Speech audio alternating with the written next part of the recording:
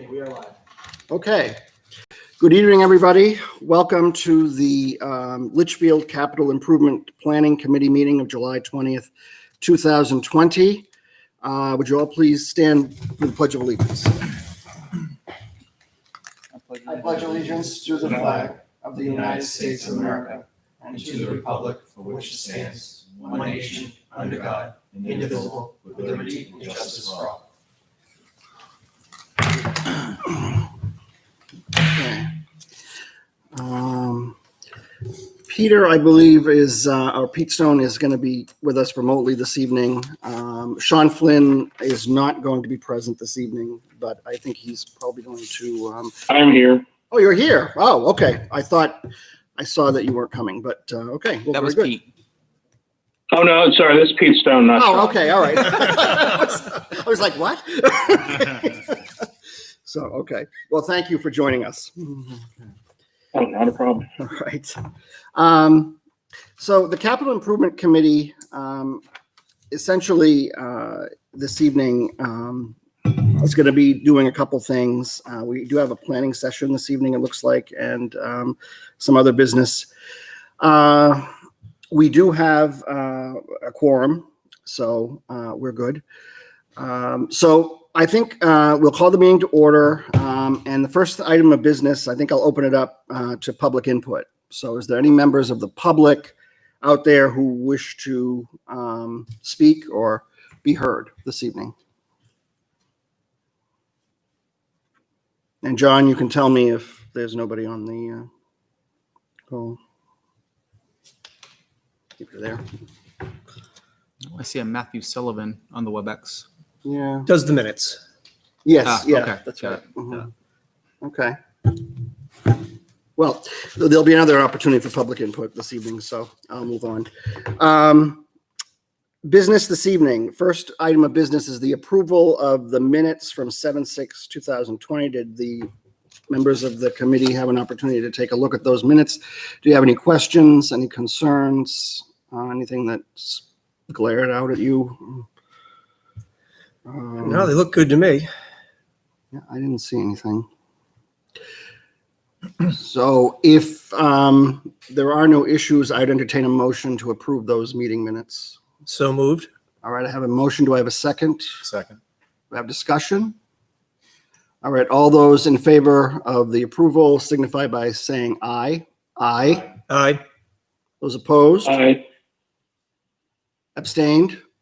Motion passes 4-0-0. Thank you.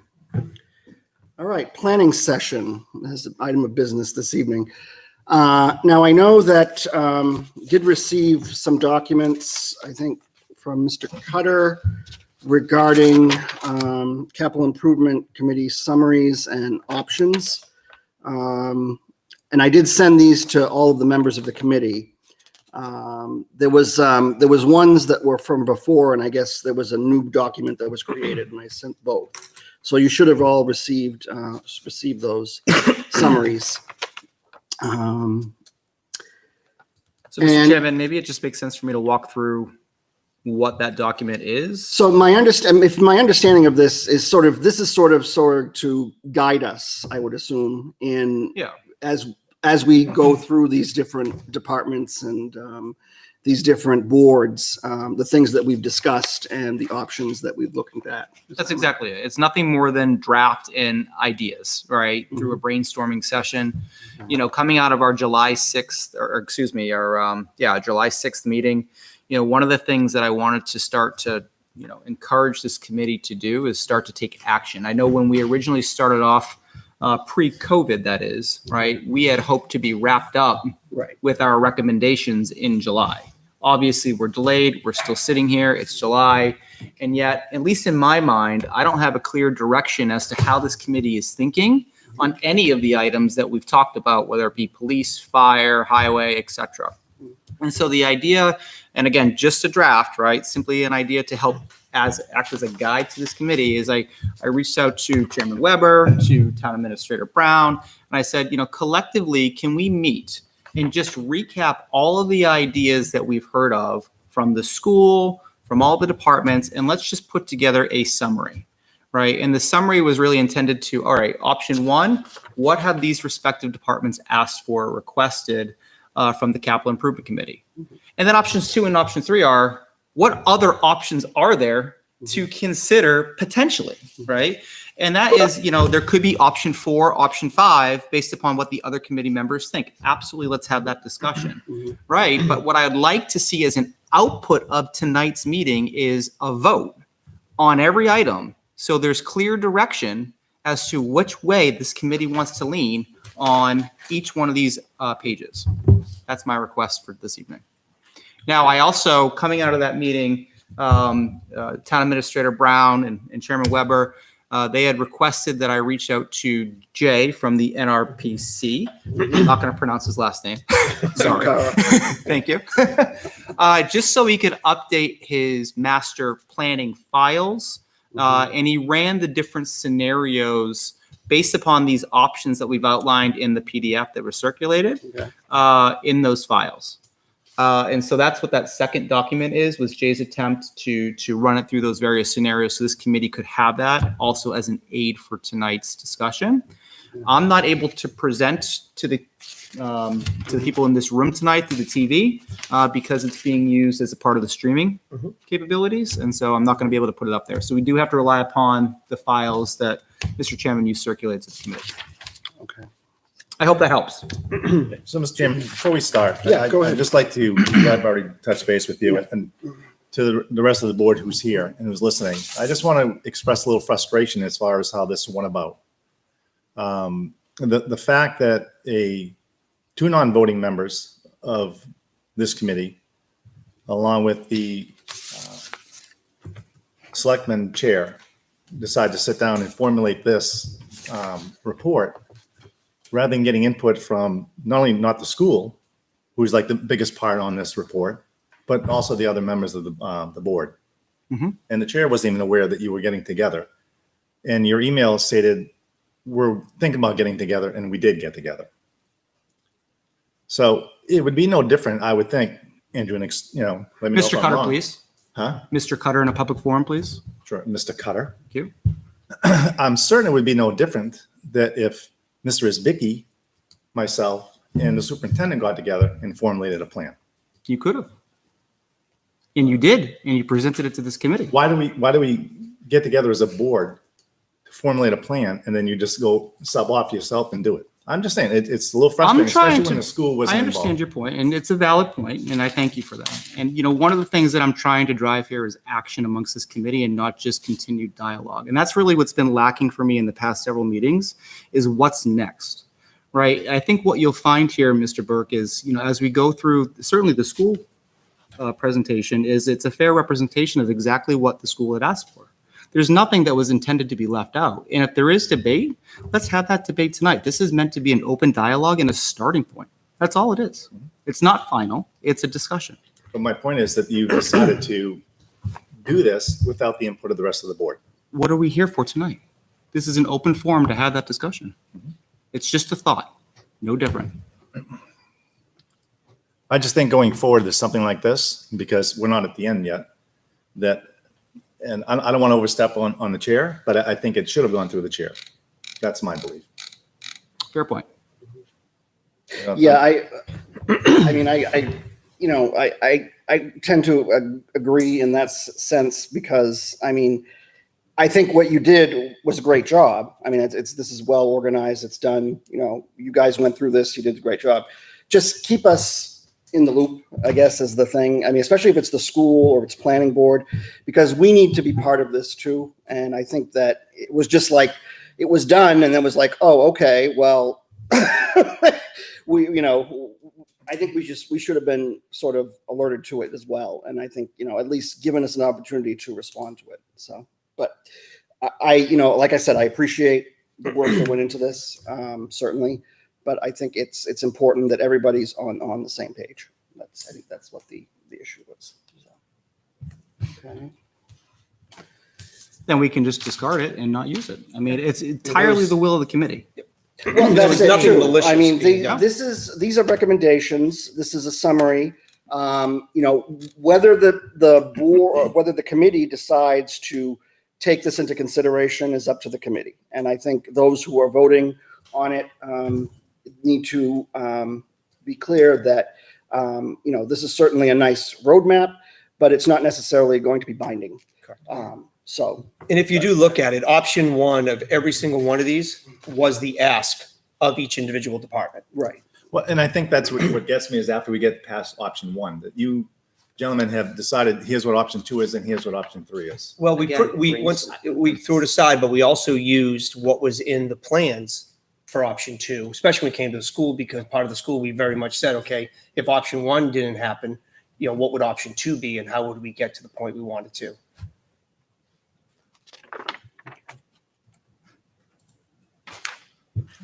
Now, I know that recreation and solid waste, we have not discussed anything about that yet. So solid waste, they do not have anything that's going to exceed the $50,000 threshold. Okay. So that's why you're not hearing anything from them.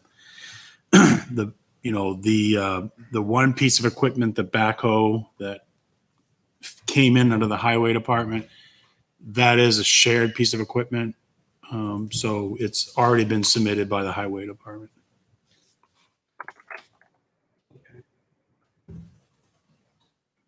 In recreation, I know Mr. Weber, he sits on as the selectman's rep. He's had conversations with him. I've sent emails and it just, it's been hard to connect. I understand there's two items that they're Correct. looking There's at. the parking lot at Dara and there's field lighting.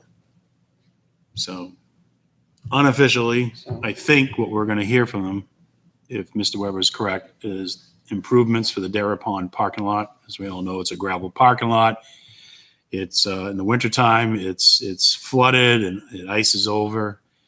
There's no drainage at all. It's definitely a safety concern, I think, for everyone using that facility. The high school students use it as well. And then ball field lights.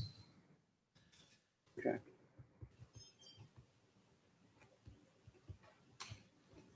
Where would those lights be? At Dara, At Dara. yes. Is anybody from the rec going to be coming in to discuss this, or is this something that, No. no? Okay.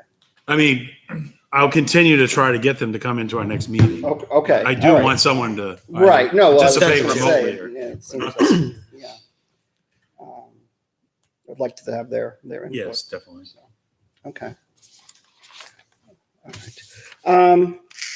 So, I mean, Troy, I don't know if you want to lead off the discussion. I mean, this says planning session for business tonight. And my sense is that, people would like to discuss some of these options that are on the table as of now. Certainly, we've heard from the police department, we've heard from the fire department, we've heard from conservation, we've heard from the schools and Library. the library. And so I guess the next, what are we looking to do for the next step? I guess maybe this is where we need to start our discussion and see where we want to go with this. So, I mean, are we looking to, and it seems to me as though what we need to try to do, I think, as a committee, we have a lot of stuff here. I mean, a lot of projects, infrastructure projects, a lot of equipment that wants to be purchased, but I think we need to prioritize and we need to narrow the focus on what we want to do in terms of whether it be, we're looking at school issues versus police versus fire, whatever it is. What is the important, what are the ones that are really going to be important to us as a committee, I think, to try to facilitate this process? I think that's where the discussion should go first. And then looking at those important ones, maybe going through the list of those options and seeing what ones would be appropriate to, take a vote on, or at some point or whatever. However, the committee wants to do it. I mean, I don't want to, certainly but I want to, at least have input from you folks, what you think is important, certainly as we do this dialogue. So I think, in terms of the highway department, for example, because that's where we started. Right. So maybe we want to look, okay, what is our options going to be? And what are we looking for in terms of finding an option that's going to work? I mean, essentially, we're looking at we're looking at 2021. We're looking at different projects, the plow truck, the backhoe. Are these things that are important to the town? Are they, essential that we take an initiative on them? And I think though, looking at that, we have different options that we could look at, how we want to look at them.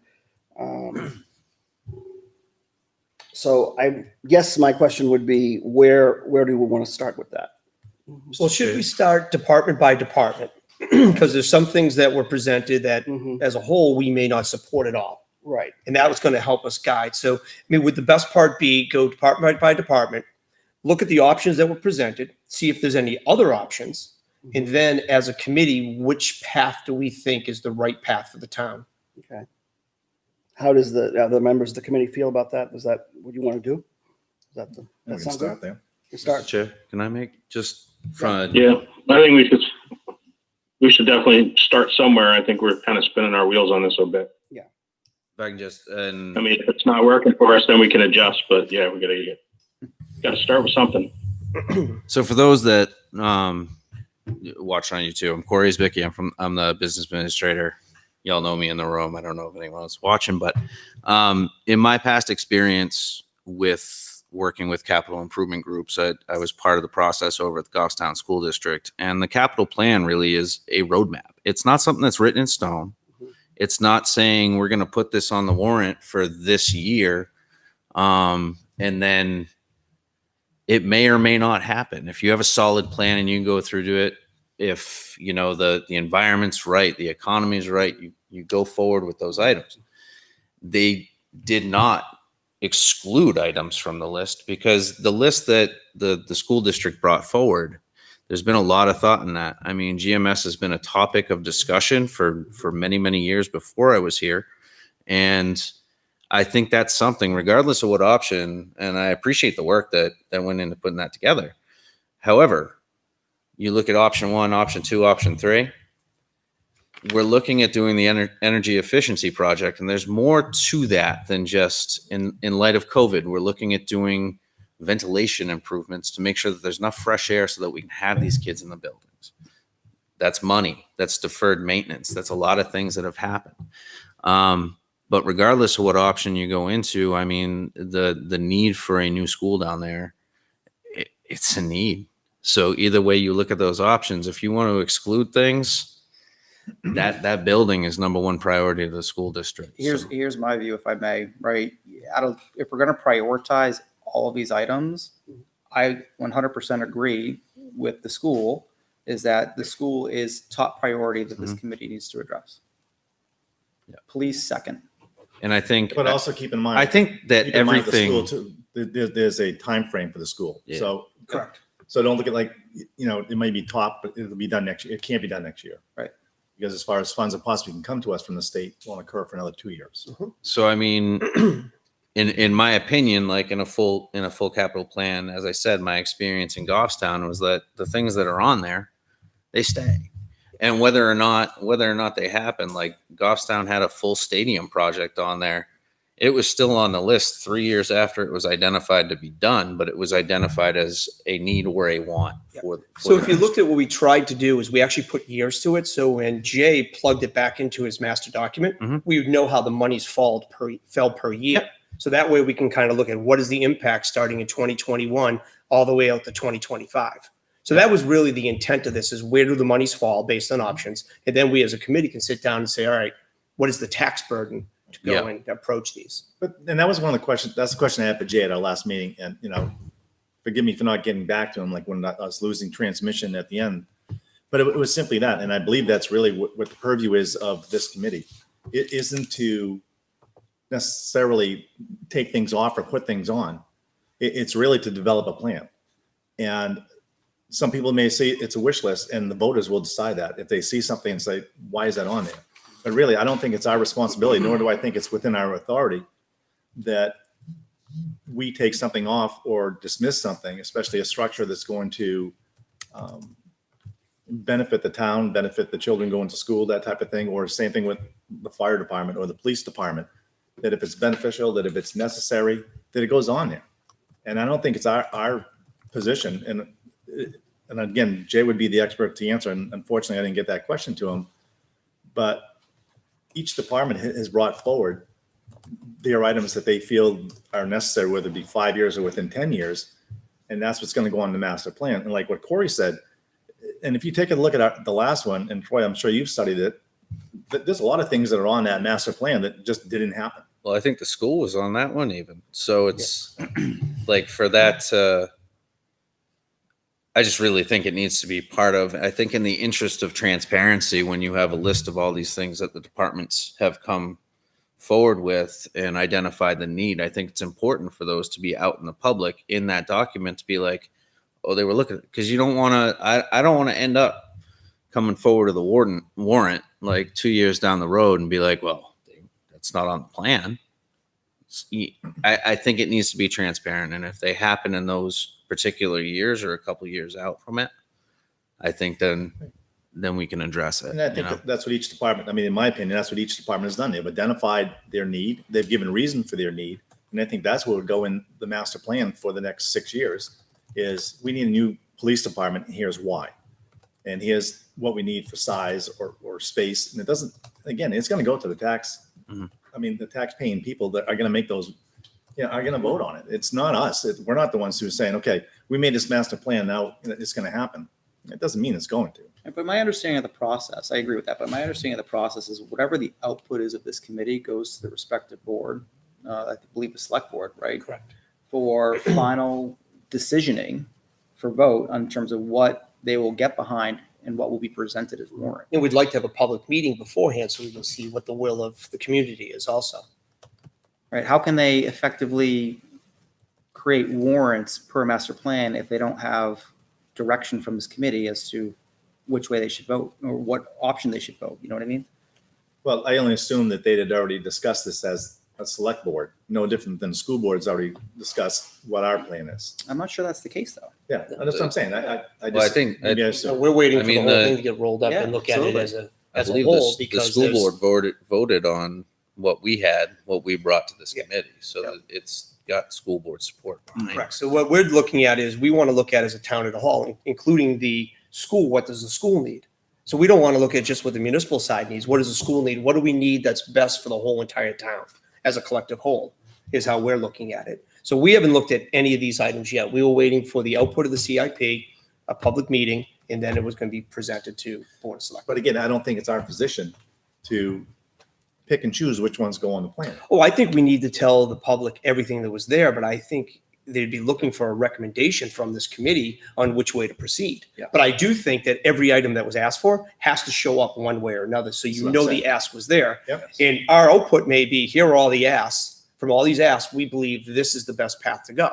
Now we're going to get public input, and from that, we may tweak it based off the public input. And then before we present it to the, to the Board of Selectmen for the complete master plan to be accepted. Yeah, I've never been involved with one. Troy, have you? Developing a plan and the presentation of the plan? No, I've been involved with the start of one and never actually from start to finish. So, but I do agree with both discussions that we just heard that it's important that all the requests that have been made, because those have been prioritized by the respective departments, that they need to be listed on the plan. And then what I've been involved with is the committee and eventually the adopting board, which was either a town council or board of selectmen, sort of working the numbers and trying to prioritize everything. So the best of their ability, they're trying to provide a stable tax base to the best of their ability. When you have this, And I would think that'd be like a long ongoing process. Yeah. Like, I'm visualizing that the fire department was in the last master plan. Yeah. Was it not? It was. Yeah. And then it came through attrition, 10 years later? It's no different, full day kindergarten was in that plan also. Right. And that took years before it came about. So that's my thought is like, okay, we're putting these things forward. Here's what we've discussed. Here's what the departments have discussed. Now let's put it in the master plan. But then what happens to that afterwards? Is going to be the will of the people. And it'll also be whether or not like even the selectmen want to like go ahead and like push for a fire truck. Well, yeah, it's going to be the respective school board or selectmen pushing, the capital need that they need. And hopefully everyone's in agreement with the priority ranking that the final plan is. And obviously things change, things don't, warrant articles fail and And some all of a sudden a fire truck doesn't pass and it was supposed to be approved in year 2022. Right. It doesn't pass. It doesn't get funded until 2026 and everything starts, the backhoe breaks down. It doesn't make sense to fix it and things get crazy, but at least all those things are on the plan. And you're always going to have something that pops up between now and 2026 that wasn't on the plan. And that always has a nice, exciting conversation. And just one other point also. That's what we're gonna do. And one other point when you It look will at happen. you're looking at options 1 and option 2 and then option 3. So option 3 really is not even a capital improvement. You can't use a capital reserve that doesn't go into a capital plan. Those are just monies into an account that would so that doesn't belong there. My screen locked. You talking about the school? On option Well, 3, anyway. we had a capital repairs for $100,000 per year. And the reason we captured it is because it was Yeah. over the $50,000. Right, but it's not a capital improvement. Those are usually based on approval of the warrant Warrant to anyways. fund it. Oh, everything here is based pretty much warrant. Right. Well, it's to fund from fund balance. though. Yes. Usually in those cases, that's not additional taxation. It's money that we've segmented out of the fund balance. Don't forget to speak up so the phone can hear you. Got it. Thanks, Russ. in between the divider. So those are like those warrants to go into capital reserves. Those go based on priority. If you have enough money, they get funded. If you don't, they get funded partially. Those based on priority of where they are on the warrant itself. If they all get approved, if you need $300,000, you got $250 left. They get funded by priority. Out of fund balance, those types of things. So those won't be. You probably experienced this. I've experienced it as well. A lot of times when school or towns are going after grant funding, one of the questions that makes, the grant application, one of the criteria is this project, is this land purchase, is this school, is it in the capital improvements plan? Because if it's not, then They'll deny the it. people that are scoring the grant application and say, hey, this is not even a priority for the community. It's not even in their long-term plan. And so that's another That reason why might it's even be the important case to list too things. when we apply for building aid. That's going to be a selective process. So it's going to be based on need. So that's really important that it's identified when we go for that money. So I think if the board agrees, I think the best thing we can do is line things up as in the priority ranking that they were all submitted. If Jay's done, if that's the document Jay did, and then we as a group take a look at and say, okay, what's the math look like, and see if there's anything we can do to move things around, just to try to create a plan that brings as much financial stability as you can. I know in terms of the school, I mean, it sounded to me as though the real priority there was Griffin Memorial Mhm. than anything else. Just because of the building, it's what's going on there. It's in the floodplain. It's got mold issues. It's got all kinds of issues. So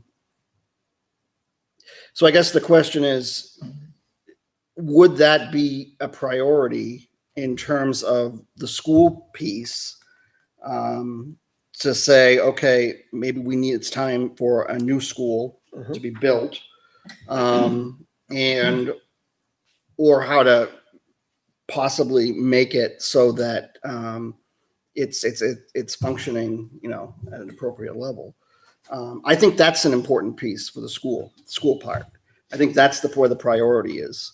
LMS, there are issues there as well, but I don't know, maybe those could be moved out and GMS could be the focus. Now, I don't know what the school has a feeling on that or not, but that's just my looking at it and have these discussions. It seemed that was really where the priority was. Here's, before you jump into that, here's my thought on the school, certainly, but it's also true for many of the other departments we've heard from, right? We've done a great job as a community putting Band-Aids on a lot of things for a number of years.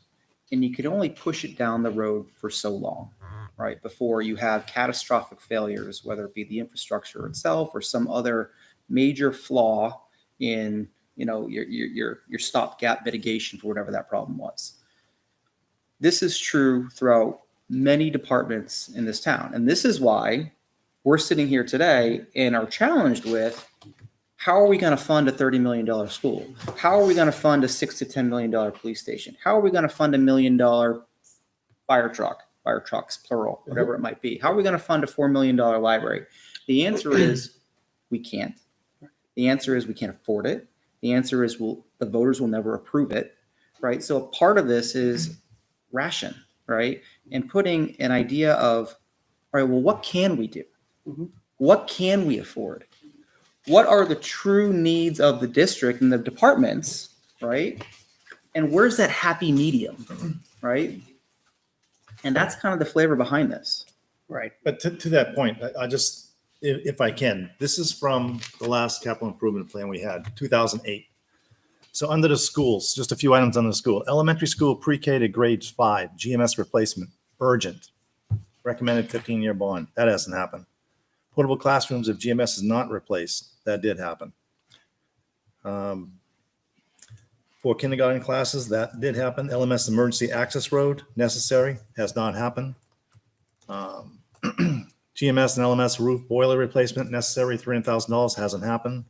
SAU office space, necessary, research, hasn't happened. GMS parking lot expansion and lighting, hasn't happened. So there's a lot of Exactly my things. point, right? Yeah, it is. That's the That's point. exactly- is That's what I'm Yeah. saying. That was done and sat on a shelf. Let's get to something that we can actually make action on.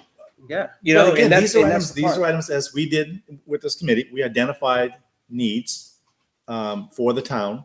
And I think they should go in the plan. And when it's necessary and it goes forward, then it's to the voters. I don't know if they really they just, Do they even go to the voters? That's the thing, I can't even, I don't know the select board or the composition of the decision makers back then. But what I do know is chances are the voters never even had an opportunity to opine on a lot of that or to vote on a lot of that, which I think is a problem in and of itself. they did on the school. But, Right. But a lot of the other things, right? Yeah. So. well, I think it goes to your point. We can't afford everything. Correct. This is what the needs are.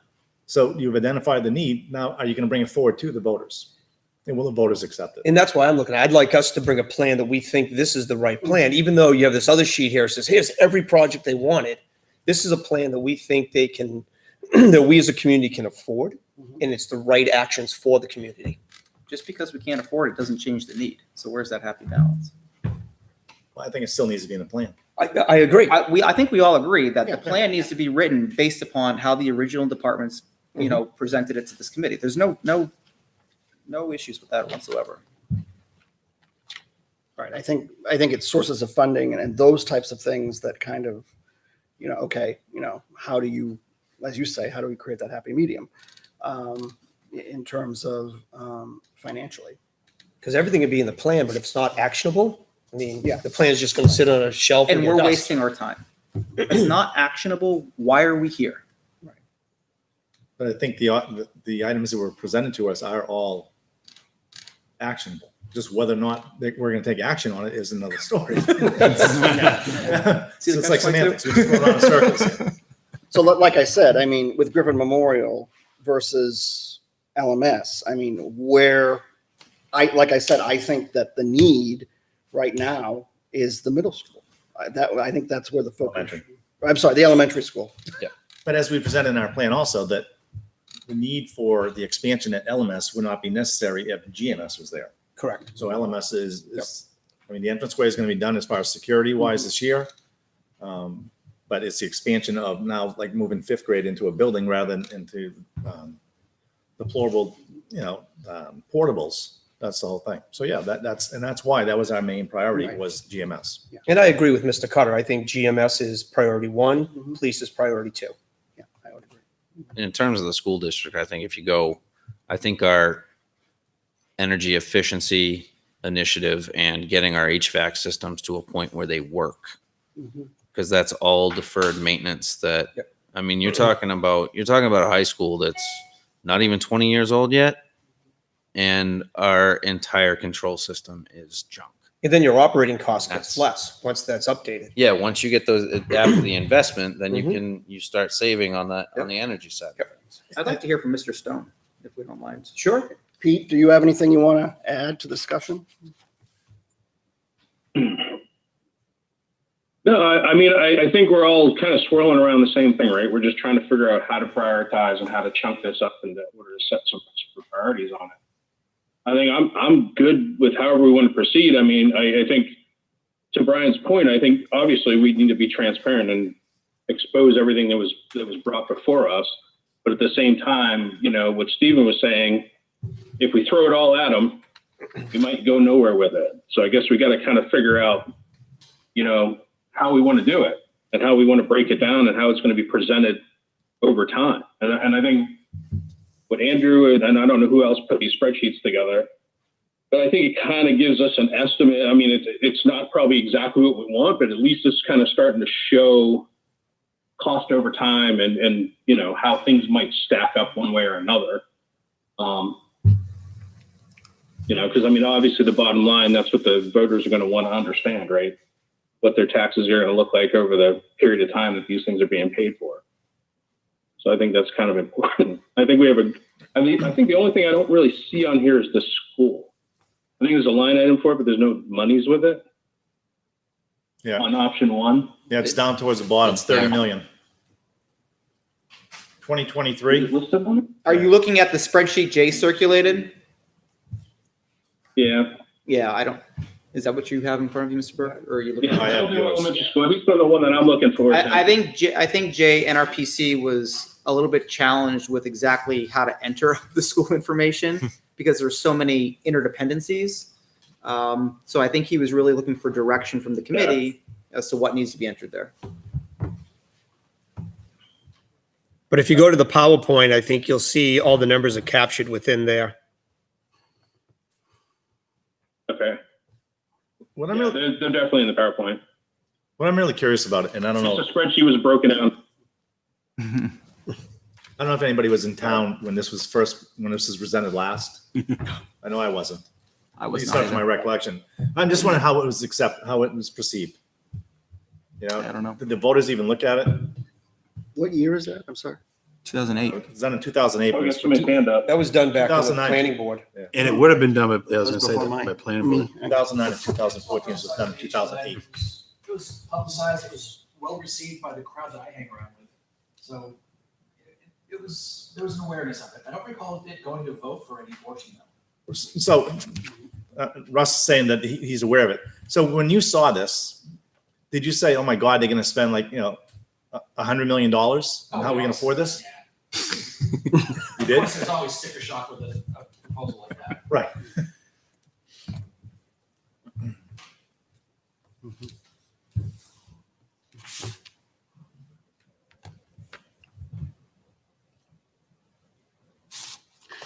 Well, I think that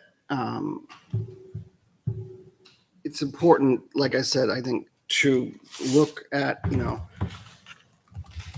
how I think that we need sometimes too, I mean, I think it's a focus of, okay, what's the capital improvement? What's needed versus, the taxpayer. I think maybe the focus needs to be more on what is the need? And certainly, that issue, I think, is something that in each of these can be looked at as that, we know that Griffin Memorial it has its problems. And I think we need to look at those problems and say, okay, these are the things that that need to be addressed.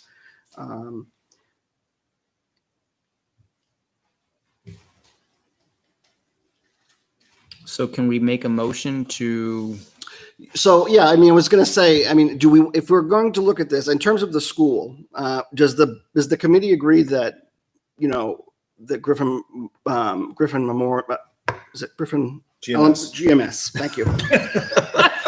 Got a lot of names. GMS is the priority right now in terms of the need for the school as it stands now. I think it is. yeah, It is a need for the community. And it is the need for the community. And I think I would also say it's the top need. it's the top one. Yeah, I would agree. So does the committee want to vote to basically state that right now the need is Griffin, GMS? Thank you. And that is going to be our priority, our focus in this plan. With that being said, Okay, go ahead. if that's the vote of this committee, what does that mean? Does that mean that in 2021, we're dedicating GMS, because it's our top priority, to $30 million? Or are we saying it's a top priority? The school requested the funding in 2023 or 2024. Mhm. And so we're saying, yes, we're committed to that, and it's going to go in that slot in I think- 2023? I think it's the 2023, and before that, there's needs for monies in 2022 to do engineering and construction So it has the design. steps. But also, this whole energy-wide district efficiency is a top priority as well. Correct. And you need to address that. So I think if this committee is going to take a motion or entertain a motion, I'm a non-voting member, so I'm not participating in that. I think it's voting on option one. Correct. Right? Because that outlines all the monies that the school requested per year. Right? It's And not it it's gets not like us to the point we maybe- need to be yeah. in order to get GMS built if it gets, the will of the people like to go guess- build it, but we need to have all these other steps in between. We have to take care of the energy efficiency and LMS, CHS. Maybe you don't need the CHA's parking lot monies. I mean, maybe Right. you can Yeah, pull that I out. was gonna say. I mean, I don't know. I mean, that doesn't seem interdependent with anything else. That piece, CHS parking lot. I mean, it's had so many patches and reworks. We just did some work on it recently, minor stuff. I mean, if something's gonna fall off, It's going to happen. I'd probably go that way. But again, I don't think it needs to fall off. It may fall down the list Yeah, as far as exactly. priorities. I mean, you have it here as 2022. Yeah. I mean, Yeah, that could absolutely be reprioritized. The way I understand the school is because of the needs across the entire district, obviously GMS being the main focus of that, but there's also the interdependencies of if we don't get GMS, then what do we do at LMS? And what do we do at grade 5? And do we need to build an addition or renovate? There's so many interdependencies with all this that it's really an all or nothing. And the new vestibule helps get you to a future plan if it happens. That's already taken care of. You have that common wall we talked about, right? So you already have that getting you there. You Right. may or may not need, but in the interim, we're getting the security we need for the children in that school. Right. And if it comes down to getting those classrooms, then it's already set up for the Correct. additional classrooms. So you have that common wall that we could just tie right onto. So I think, I agree with Mr. Carter that I think we might want to look at just an option as a whole and vote on it as an option because okay. I think, Mr. Bork, if you look at this thing, it's exactly how it was presented from the school to us, right? I believe so. And I think a lot of these are how they were presented. I mean, I'm looking at this and I mean, these are what we discussed when we had our meetings. So I guess, all right. So if we're going to go with option one, And just, if I may. Yeah, go just So for those who don't see this, and certainly this will be a Should I public get on a document share? and I'll share it. I can't because of the broadcasting. We can probably just go on and share our screen as a presenter. Ooh, yeah, try that. Okay. If I So- know too, if we went down the road of looking at GMS in terms of, okay, so if we get down to thinking that, no, the voters aren't going to approve a $30 million school. So then you're looking at having to renovate. So before that even happens, before you even break ground to go into the building, you have to take care of the drainage situation down there with the building. We were just talking today about trying to get fresh air in the building. When you open the windows and it's humid, the hallways become skating rinks. That's how bad and how high the water table is. So I just asked former coworker of mine over in Goffstown when they did the drainage project at Goffstown High School, $1.2 million. So that's before you even start improving anything inside the building. Yeah. So it's, even renovation, you're probably looking 15 to 20 million to get. And I think bring that's going to be building part of our code. focus as far as presenting to the public, like Mhm.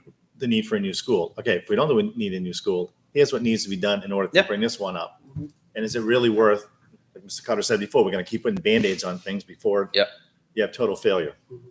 1.2 million is a big Band-Aid. So for those that are just watching For one through the broadcast, right? Option one, based upon what the school has requested from the Capital Improvement Committee, includes 2021, $1.365 million for energy-wide district efficiency targeted for LMS, the middle school.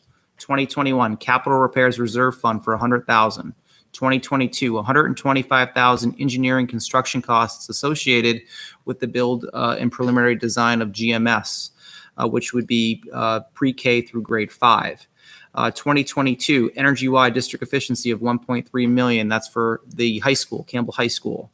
2022, CHS parking lot for $86,000. 2022, renovate LMS kitchen, which is undersized based upon the report outs to this committee. That's estimated at $300,000. 2022, capital reserve fund, capital repairs reserve fund for $100,000. 2023 is the build of the new elementary school for replacement of Griffin Memorial School, which will be a pre-K through 5 classroom setting. That will also give the district the ability to shift grade 5 from the current LMS to GMS and remove the portables. So there's savings associated with that, minor, but there's savings. 2023, capital reserve repairs reserve fund for $100,000. So when we speak about option one, it's the summary that was just presented and all the costs as presented by the school district. Okay, thank you, Mr. Cutter. So if that is our plan to vote on this option, I guess I would probably at this time, if we want to, if the committee is willing, unless you want to further discuss it, entertain a motion to go with option one or approve option one as has been presented for the school. I'd like to see the motion made by Mr. Burke. I was going to say, I'll make the motion. I feel it's appropriate. Kind of goes without saying, right? Well, Make a motion to accept option one. I will second the motion. all right, I have a motion to accept option one. I have a second to the motion. Do I have discussion? Okay. All those in favor of approving option one as to the school, please signify by saying aye. Aye. Those opposed? Abstained? All right, motion passes 4-0-0. Okay, so that will be the focus for the school at this point. As you work through, do you have any specific questions for the district right now that I could give insight on, or are you going to work as committee to go through the rest of your departments? Certainly, if you have any insights that you would like to share with the committee, welcome to share it. If there's something that you want to present or talk about, we certainly do welcome that.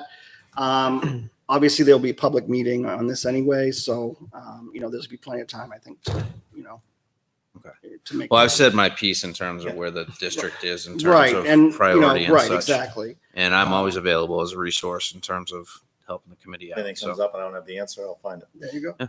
oh, you have my number too. All right. Have a good All right, night. thank you very much. Thanks. Have a good evening. See you, Corey. Okay. So in terms of next evaluation, if I'm hearing police is the second priority, maybe we just move our discussion into the police department. Well, that's where I was going to go next. Okay. And certainly, And I think we have Chief Sergeant on the line as well. oh, we do, okay. It was, anyway. Okay, well.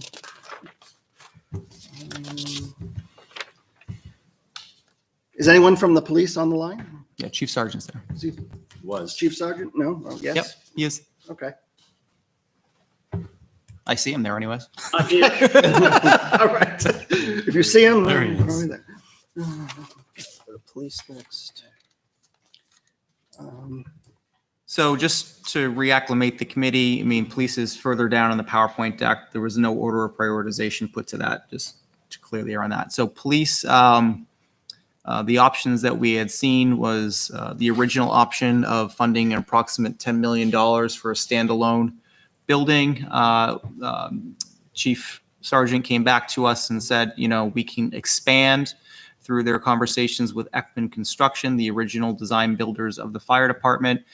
We can expand the phase 2 part of the build of the safety complex, as I believe some have coined it, and build the new addition onto as an attachment to the fire department, and that would cost about $6 million.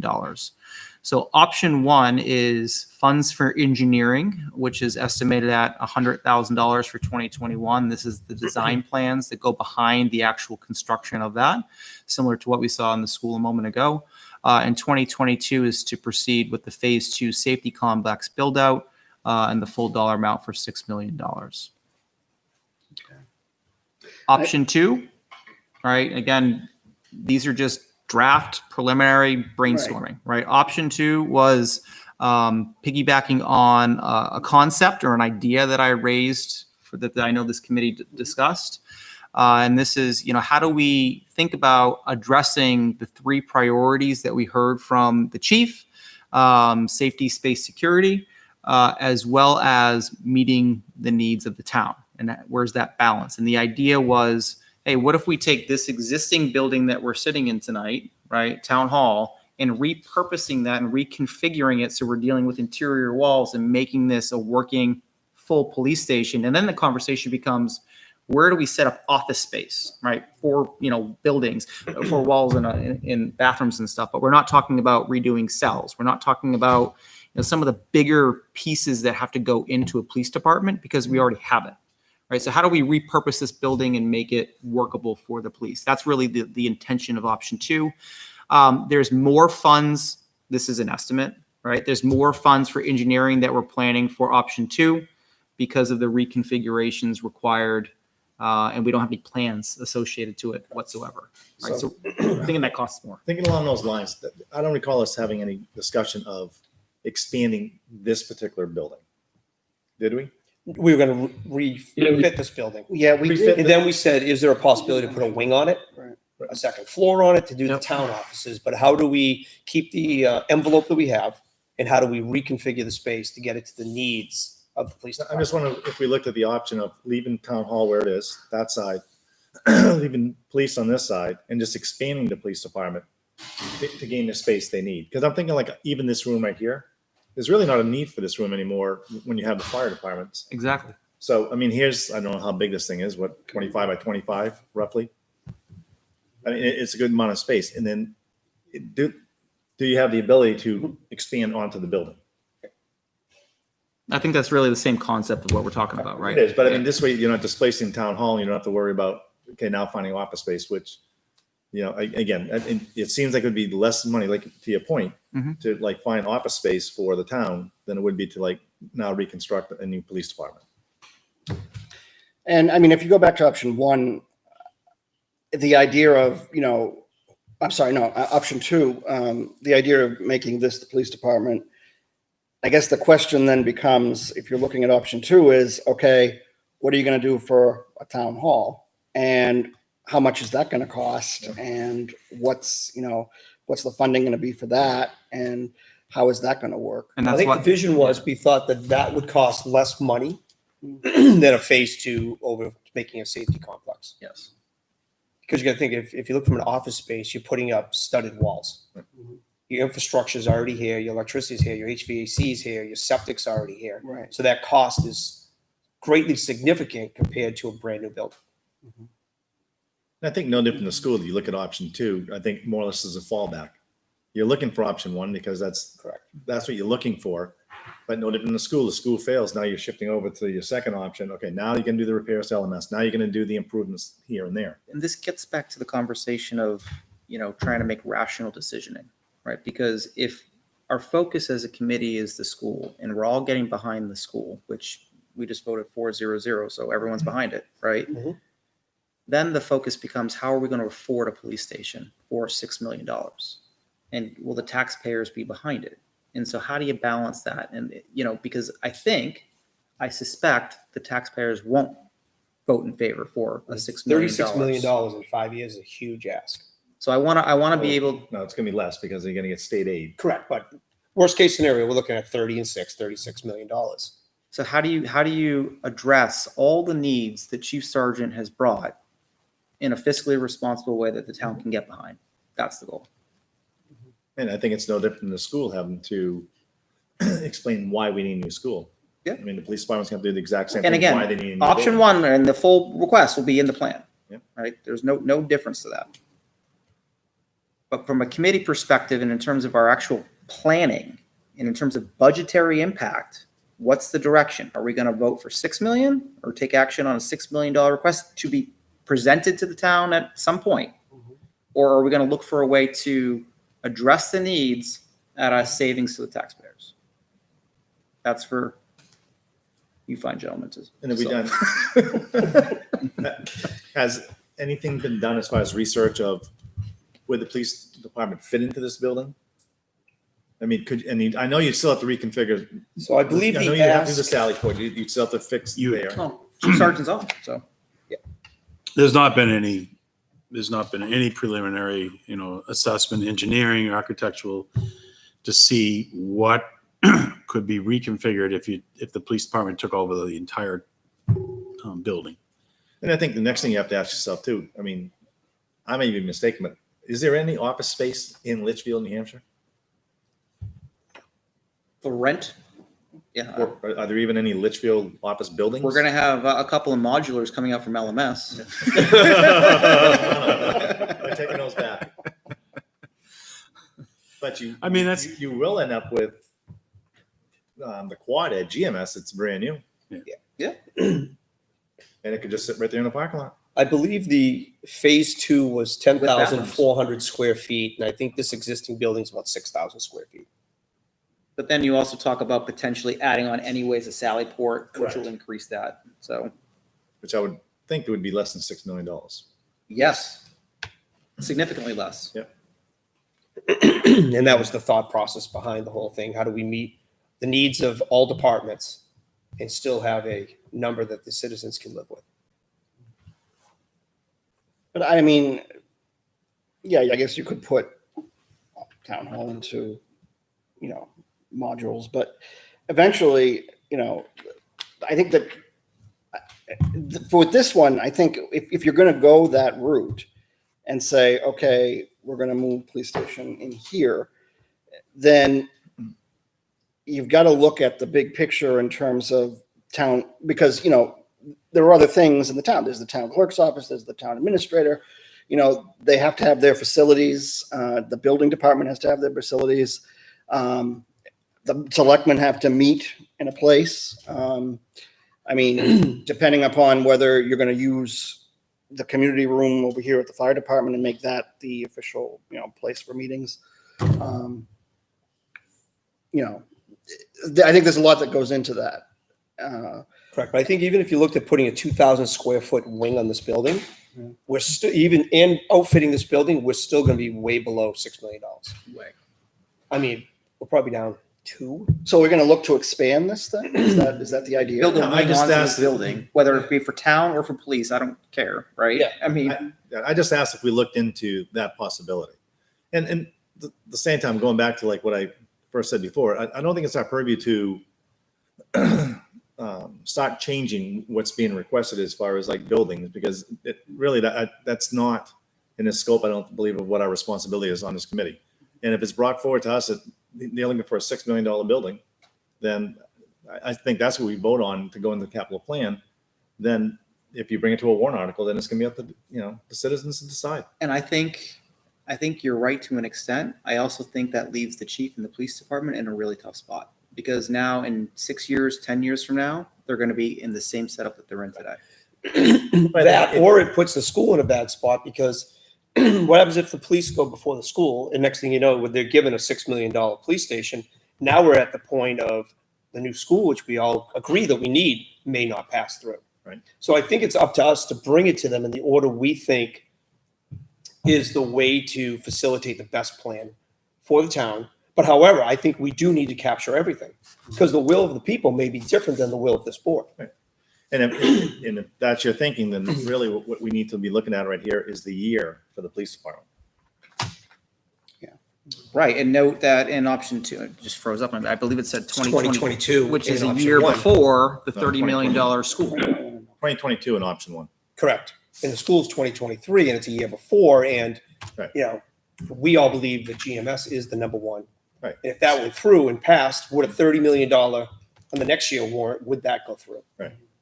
But if that's the case, we're all saying that, GMS is priority 1, then I would think that this one instead of 2022 would be pushed to 2024. Perhaps. But the ask of the police was 2022. So if we bring the ask Well, up, he didn't say in a year, because I asked that Oh, question. I asked him I asked the board actually, what was the time frame that you were looking for to do this? And I believe the chief's response was as soon as possible. Mhm. I said, of course it is. And I understand why, but if priority 1 is GMS, then shouldn't this be pushed to 2024? I'd like to hear from the chief. Is the chief on the phone? I think it just. Yeah, but Oh, yes, hi. is it possible I don't want to speak out of turn. I didn't know. if That's I could- okay. if I could No. pipe in here a little bit. I wasn't sure if you were on or not, listening in. So, I mean, you've probably been following the discussion thus far. What's your input on this? What do you think? Well, first of all, I want to thank all the members for what you're doing, for taking the time to put such thought, to respect the request, the needs of all the department heads, and then to make a very tough decision, to make a fiscally responsible decision, to make a decision that's best for the community. It might not be the best for you. It might not be the best for someone else, but what you're doing is great. So thank you, and thank you for letting me talk. Mr. Burke, you're 100% correct. I would never move forward or try to propose a warrant article without the support of this committee as long as it's in session. And second of all, without our respected boards, our Board of Selectmen, and our Budget Committee, because I think it starts there. I think we talk about we need a guiding coalition. We all need to be on the same page. This board seems to address that GMS is a dire need.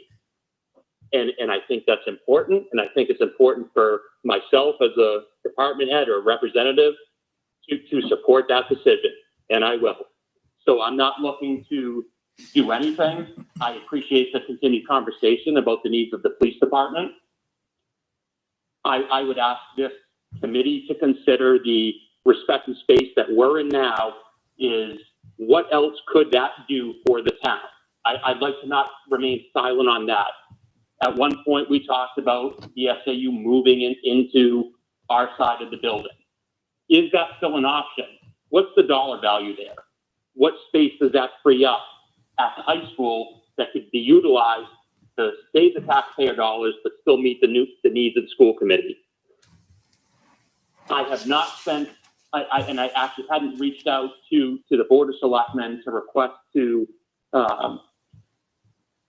receive authorization for impact fees, because the former chief spent impact fees in a standalone building. I've been blessed by the same architect who prepared that building to not bill us yet for a phase 2 concept. I have reached out to them. I have not heard back. So I have taken an initiative to see what it would look like for an addition or maybe to take over the building. But again, that comes with an expense. And so I think, I guess a conversation with this respected committee, with the Board of Selectmen, is how much more impact fees would it be okay to spend to prepare the best case scenario, whether it's an addition, take over the building, phase 2. I believe I felt it was important to present to you the standalone building because that was an ideal situation. It met the needs assessment, and that's what that would look like. I believe a phase 2 compared to that is a much better option. I would ask this committee to consider the fact that monies were spent to design the parking lot and the outlay of the fire station for a phase 2. And I'm not sure if I shared the architectural drawing from Warren Street with you, but there's an architectural drawing that shows a phase 2. So we have spent monies into that project. I think that's important to remember. But I want you to know, I support your decision. I appreciate the time that you've listened to me. I don't feel that the needs of the department, the safety, the space concerns, the storage concerns are not being considered. You're tasked with a very difficult decision. Being new to this process, I'm not sure, if you have to prioritize, put everything in. I feel that I've given you my most informative opinion as to why we need to move in a direction that could result in a phase 2, an addition or whatnot. I'm going to work with this committee. I'm going to work with the selectmen. I'm going to work with our townspeople. So please don't worry, Mr. Burke, you're 100%. I'm not looking, you asked me, are you looking for a warrant article next year? I said, not without the authorization or the agreement of this board, nothing changes. I support this board. I work together with this board, the selectmen, the budget committee. That's where it's going to be as long as you endure me as your chief. That's how it's going to move forward. Okay. Thank you very much. Just curious, I mean, in terms of option 1, right now, I mean, it stands, the build out stands at 6 million. If, down the road, I mean, this says 2022. Is there a possibility that you could see it moved out further, like 2024, 25, something like that down the road, and look at, into the future, as it, so to speak, as a possibility? Mr. Chairman, so I am just calling in from my phone, so I'm not sure what it is that you're referring to that says 2022. Okay, I'm absolutely willing to. It's the phase 2. The option is basically for 2022 to proceed with the phase 2 safety complex build out, which would be, connected to the fire station is what we talked about at the last time. What I'm saying is, because of the school, is there any way that your needs can be pushed out just a little bit more in terms of the phase 2 of building that complex, in order to get the school completed and then move on to the police? Well, sir, I think that's the responsible thing to do. Mm-hmm. So I think that the capital improvement plan committee has identified the number 1 priority that has a major impact on our families in town, our taxpayers, our children. And I'm not sure where that 2022 came from. What I can tell you is absolutely that's what we do. We'll continue to work with our selectmen, our budget committee. We may have to make small improvements year by year, to make it a cohesive working environment, but that's what we're going to do. What I appreciate is that there's open dialogue and that it's been recognized that we do have a need. There is a great expense to the town, but I think the conversation, we've discussed it, we've identified it's a need. Some members of this committee without a vote have said, hey, this is the number 2 thing. I really appreciate that. I'm passionate to move forward, to continue. I would rather hold off and do it right one time for our taxpayers, for our future police officers and police administrators that will be here long after me. Let's do it right. Let's do it fiscally responsible. Yes, sir, we can and we will do that. And Chief, that's what I was referring to when I inquired to you, because I never saw a year, and I asked you if you had plans on this. And I know you said you had not, and I totally respect you by saying, yeah, I'd like to do it as soon as possible. That's understandable. But I knew you didn't have a year in mind. Well, and again, the idea here is that we were trying to balance, there were no years presented, right? Right. But we have to put a year to it in our capital plan. Yep. And the idea is to balance, all right, if GMS is coming in 2023, do we look and do something sooner than that, right? And then begin the dollars to ramp up to the 2023 big fund request, right? I guess a question to the chief, if I may. Chief, this is Andrew Cutter. If I think about growth projections in the town, also I guess it's a planning board question as well. And if I think far out until 2025, right? If we're already having new developments coming on in 2020 with anticipated future growth of the town over the next 5 years, certainly somehow, some way, right? I suspect that will lead us to discussions about increased police officers, increased vehicles. There's a lot of additional downstream impacts as a result of growth in the community. If we're already hearing safety, space, storage constraints here in 2020, what can you estimate it being in 2025? Very fair question, Mr. Cutter. I think it's important to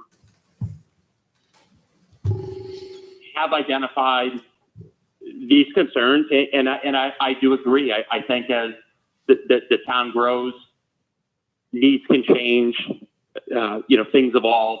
That certainly, if we saw an additional police officer, if we saw some other additional equipment, that certainly that's gonna add to the necessary needs that I presented to this committee. But I believe it's incumbent upon me to take the necessary actions to make the right decisions to make things work so that we can do it right. My big concern, Mr. Cutter, is that we would do something when we paid over $10,000 under Chief Joseph O'Brien to have a respected assessment done of our agency who said for the outbuild of the town you need over 12,000 square foot facility. I felt that with the phase 2, working with that same architect, that we could minimize the building. I had reached out to the architect again to say, is there anything else we can do? Are there any other cost savings that I could present to the committee, to the board, to the townspeople? I have not heard back at this point yet. My guess is it was the middle of summer and whatnot, and this organization has been great answering all my questions. So I think you raised a great point. I think the town will see me move forward to expand so that we are able to meet our needs from all aspects, from a community service perspective, as a police department. I think it will get harder. I think that's something, I think you saw the fire department for years, they had to bring it forward, and they were able to do the best with what they had. If they can do it, so can we. I have the support of my staff, and we're going to remain positive. And until safety becomes such an issue that there's not modifications that we can make to our facility, I think then at that point, we would have to really drive forward. But I think I feel that if the board recognizes the need for a new GMS for our townspeople, for our students, the police department will support that. We engage that.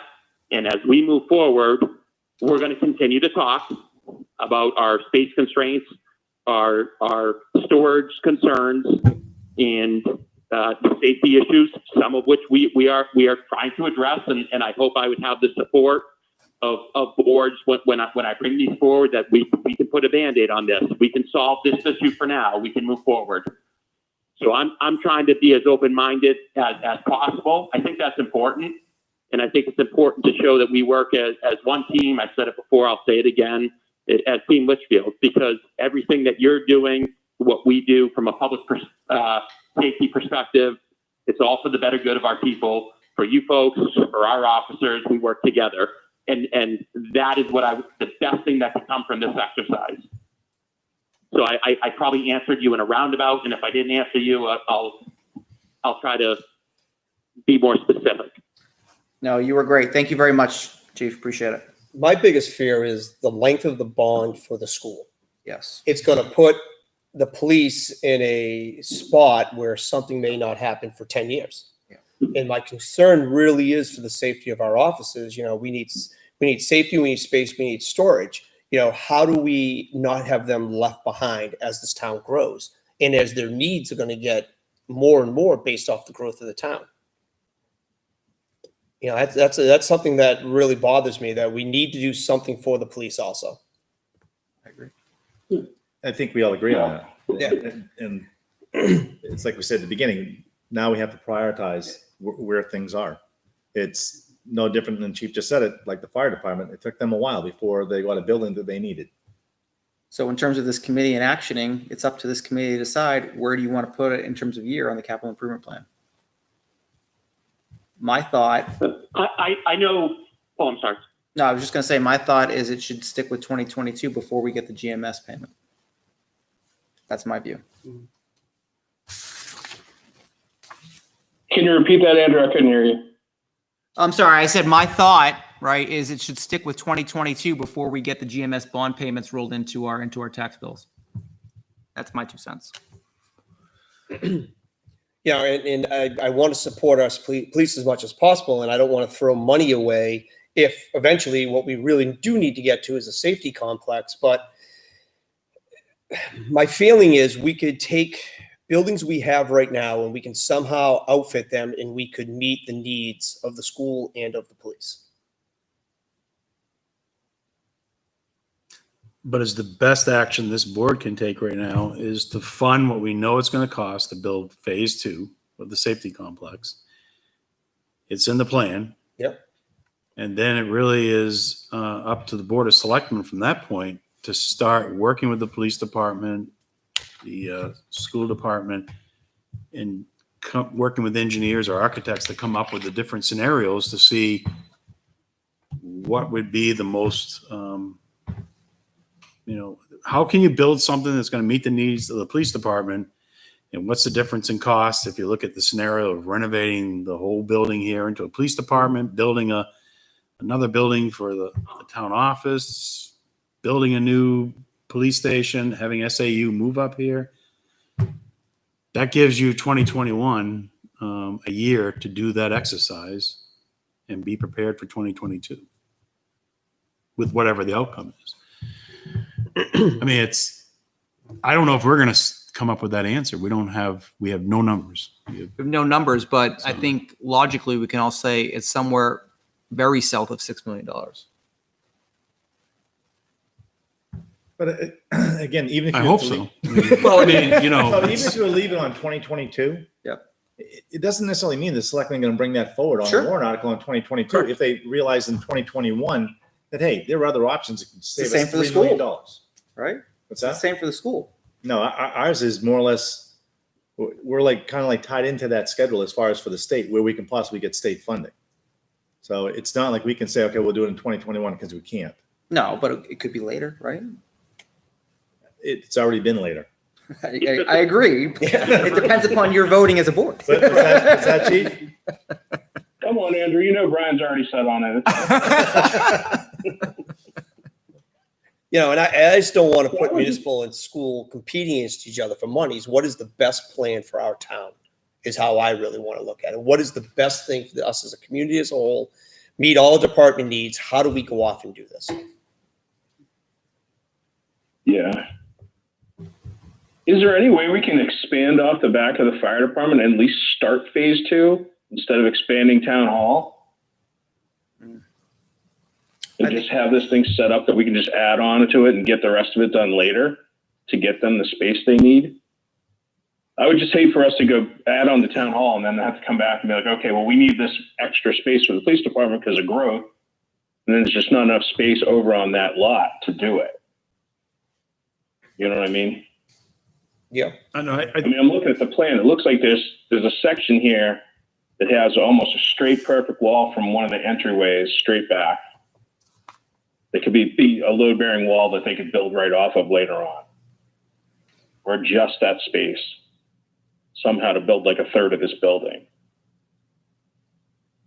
I pulled the plans back up. I'm just spitballing. I just don't think that's in the best interest of the department though, right? Because now you have some of your department in the current facility, some of your department over in the new building, right? And it feels very hodgepodge to me.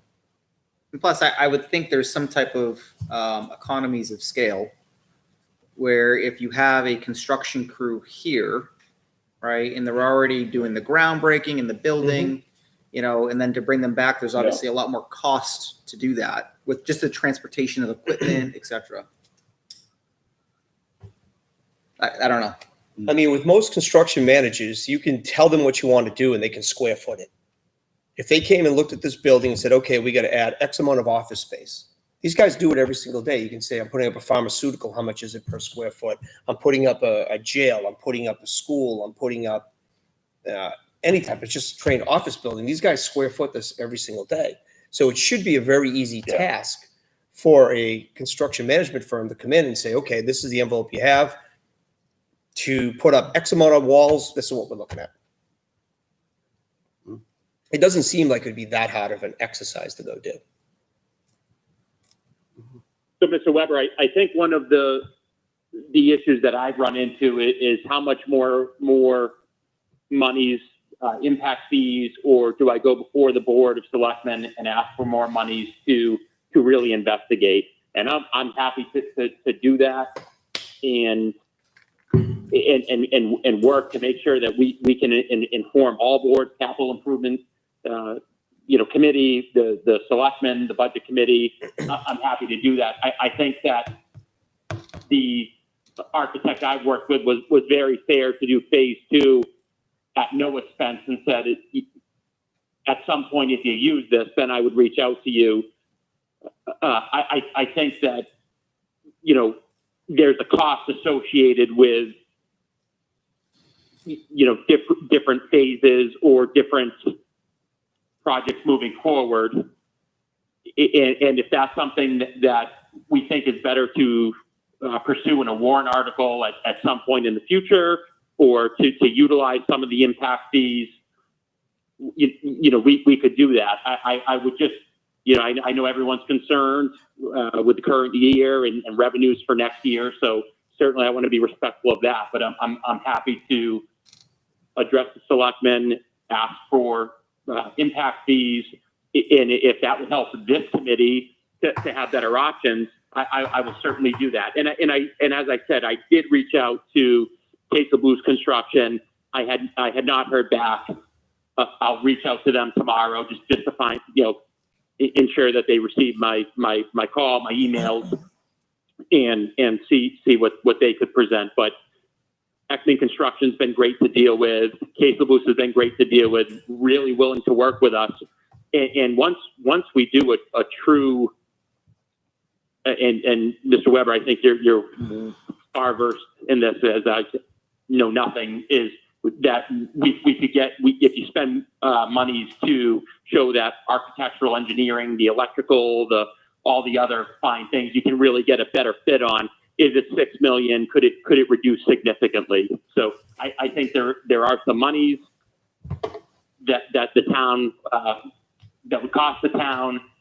And if that's something that we think is better to move forward, I'm certainly happy to make a presentation to the selectmen and ask for impact fees so I can provide this committee with more updated information. Okay, thank you, Chief. We'll see what the will of the committee is. But I appreciate that. Thanks. Thank you. If we spend 50,000 in impact fees or whatever the dollar amount is, but yet it yields us a savings of several million, it's money well spent. And the other question is, just a square foot, how much would it really cost? Yep. Right. It could be a short dollar figure. Have them come in, do an assessment, they do a quick proposal. Mhm. Yeah. Especially if you go to the architect that did this building, they already have the plans, they know where all the walls are, they know where all the services are coming into the building. It could be something that's a rather easy exercise for them to go do. Yeah, I will say I know that Ekman Construction, the contractors who built the fire department, were very pleased working with Casel Booz. They have all that information, so they've been really good with me. But certainly, again, if it would be better to pursue Warren Street, I was following the direction of Ekman based on what I was able to submit to them in the back and forth conversation. They really felt good about the information I had. So I do feel confident with who we have, but certainly I'm happy to do more research and prepare more information for all boards as needed. Thank you. Thank you. Thanks, Chief. So I guess the question is. Okay, option one, option two. So let me get a feel for a minute. Option one, what is the board's feeling about option one? Do we want something that exists that's connected to the fire station? Yes, no, maybe.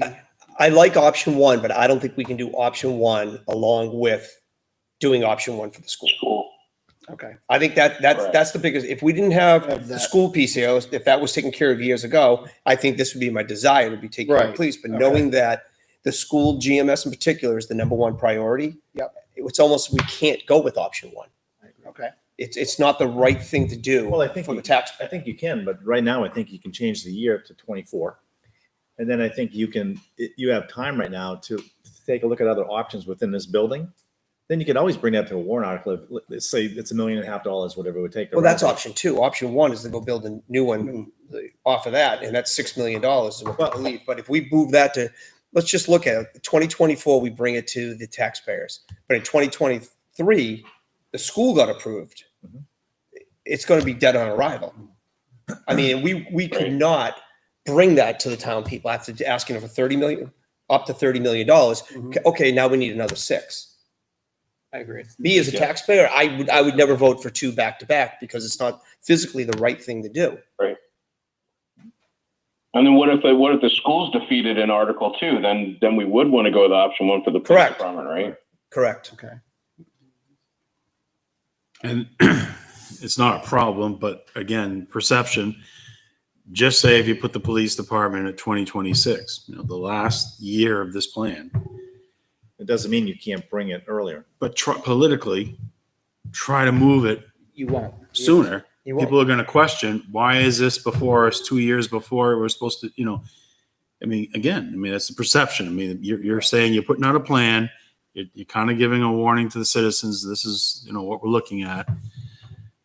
I look at You try to accelerate it. I think that causes confusion and distrust with the voters. Okay. 2022 feels right to me for this. 2022 feels right to you. Okay. Again, I'm a non-voting member. I get it. Not if we're making the school priority 1. If you're saying you're not going to do a back-to-back large ticket item, Yep. then that I'm definitely against 2022. Okay. Because I think GMS is definitely far overdue. Yep. And I respect the chief, and I fully agree as far as the need for a building, especially for the safety of the officers and for what the town needs. But maybe there are other options that we can do within this building or another building. It's really too bad that we didn't have presented a plan for a safety complex to begin with, and we probably just saved a lot of money. I don't know Built about at the same that. time. Oh, I think so. If you look at surrounding towns that have built them. Safety complexes. Yeah. Okay, so then there's option 2. So it sounds like that's what we're sort of looking at. Am I wrong? Is that what we want to? Well, it Focus sounds on? like option 2 is an interesting idea to the committee from what I'm hearing, but there might be some debate on the year. Yeah. Correct. Okay.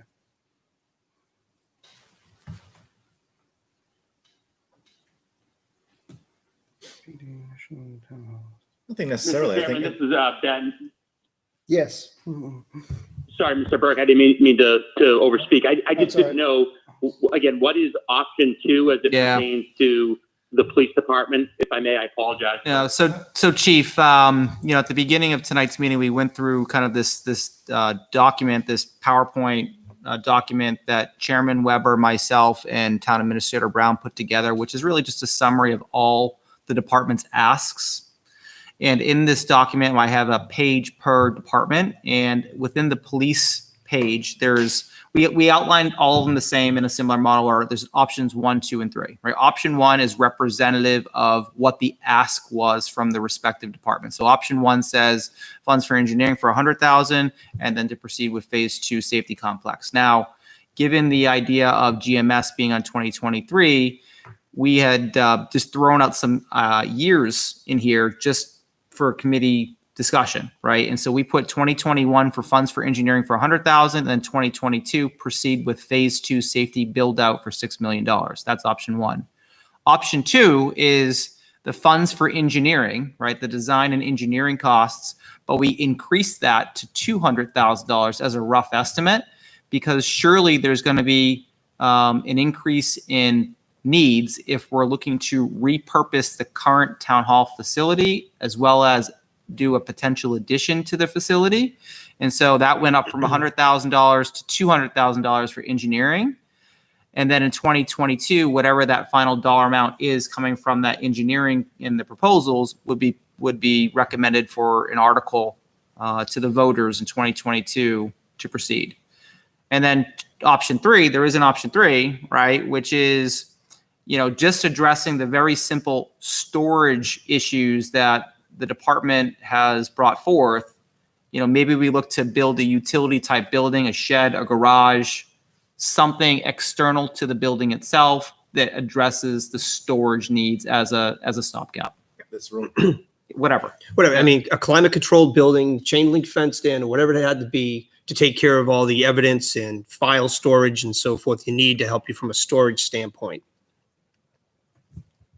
Certainly, I think we all recognize that option 3 is not ideal. It doesn't address the 3 primary concerns that you have brought up to this committee, but nevertheless, it's an option. Does that help? Okay, thank you very much for sharing that for me. Thank you. Yeah, so. I just throw this out there, and we have discussions about what's the top priority. We said it's the school, and then we know the police department is a priority, and we sit here and we talk about, does it come before the school or after the school? Can you have 2 top priorities, a police station and a school? And they're both scheduled in 2023. And it gives both boards time to begin to prepare for 2023. I mean, so the first step is going to be 2022, when you're going to ask for some engineering and architectural money. I mean, we're sitting here saying, well, if we're going to ask for a school in 2023, then you can't ask for a police station in 2024. I don't think you'll get And both of them passed. Well, I know that, but Well, you don't know. You don't know. We're trying to second guess the voter. We're trying to Right. I was say, gonna let the voters Yeah, yeah. decide. you know, the police station, we The can, voters will decide. There's no doubt about Yeah. that. Yeah, nonetheless, no matter how we present it, they're gonna decide. But the thing is too, it also gives you 2 years if you were to do that. It gives you 2 years to, I think it's quick to ask for a police station. If it's going, 2022, police station on the warrant. We're still coming off the fire station bond. I don't know. You got, what are we going to accomplish in 2021 I would, for getting funding in place so that we can actually explore all these Mhm. options? I don't. And you're going to have to mind putting it on- explore those options because the voters are going to stand up and say, have we looked at this? Have we looked at this? Have we looked at this? And you're going to need to explore all the options to say the best solution is to build a brand new police station as phase 2 to the fire station. Right, and that's what I was decided to say, is that it still allows you 2021 to still look into this building. If, whether or not you can refit this building to suit the needs of what the police department needs at a much less ticket, and then you just back off on 23. And then you may also find in 2021 that it's cost prohibitive as far as to do it and just stay with option 1. I don't know. I just throw it out there for discussion. I mean, I don't know how you really pick a police department's function is different community service than the education component. And how do you split the two? And I understand we're trying to put together a plan to be sensitive to the Litchfield taxpayer as well. I don't know what the difference is as a taxpayer. If I were a taxpayer and you're asking me for a bond in 2022 and the next year you ask me for a school bond, or if in 2023 you ask me for a school bond, in 2025 you ask me for the school bond, I don't know what the difference is. 1 year notice? Is there a difference? I don't know. Again, it's, I think, I'm not trying to circumvent the will of the voter. But No, I think in reality, when people go to vote, I think there's always, I can't vote for it. There's this mindset, right? Where I'm not going to support everything. I have to vote no on something. And you're making that decision a lot easier for the voters when you have a $30 million ask and you have a $6 million ask at the same time. I don't know. I could be wrong. That's just my thought. So if they need to say no, then throw something up from the highway department on there so they can say no to that. Just vote. I don't know. Yeah, it's you can't win. I mean, someone's going to stamp to the microphone in 2022 and say you're asking for, if it's $6 million for a police station, is it correct? Am I assuming? Is it my understanding that we're asking for another 30 million next year? So you're still going to have that debate. Yeah. They're not. People are going to be aware of this. You're going to ask them We for. want them to be aware of it, right? So I think it's also going to be possible that they'll say no in 2022, knowing that the school is coming in 2023. yeah, Sure. and then 2024, if that's where the police department is, they're going to say, you know what? We just approved the $30 million I'm hearing it's a bond. crapshoot. How can we ask? Really? You're not going to win. I'm telling you. I don't know how you win with this. And I guess it comes down to, do you have two physical needs that really shouldn't be competing against each other? It's just the fact that you have a need. And I think the board agrees with that.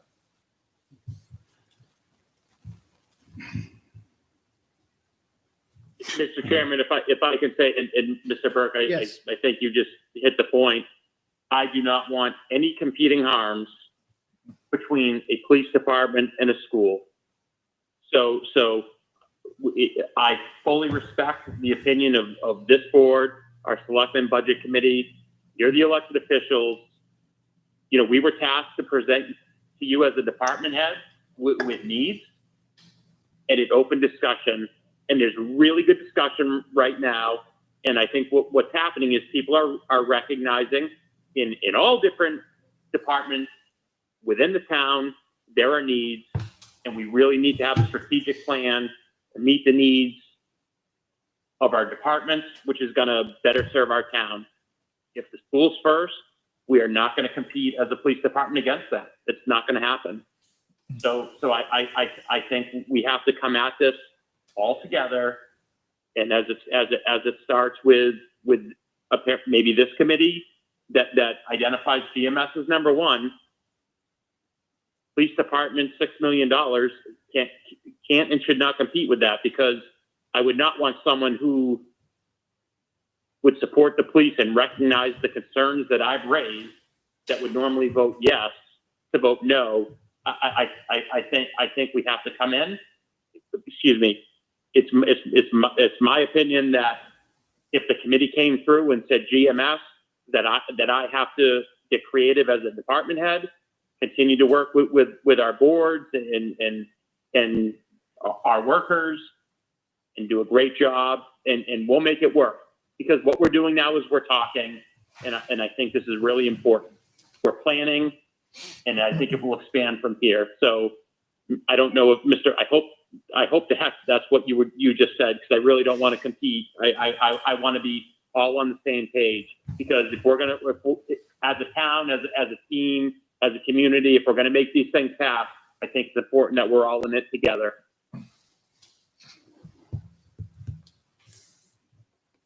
Okay, thank you. Hearing nothing, I'll take that as a no. No, we're just thinking, that's all. My heart just stopped, Mr. Burke.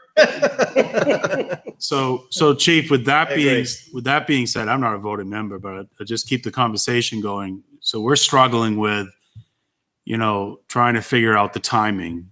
And I think you've made some really good points, because we know that we don't want these two bond articles to compete against each other.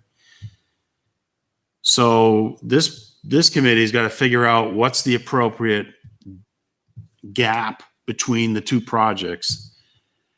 And, so if the school's going to be 2023, and what's the first decision is, how much gap do you need, you think, for the residents, so that they can support and understand why it's planned this way? And you just say, if, for example, this committee ends up saying the new police department is in 2026, are you able to make it work to get yourself to 2026?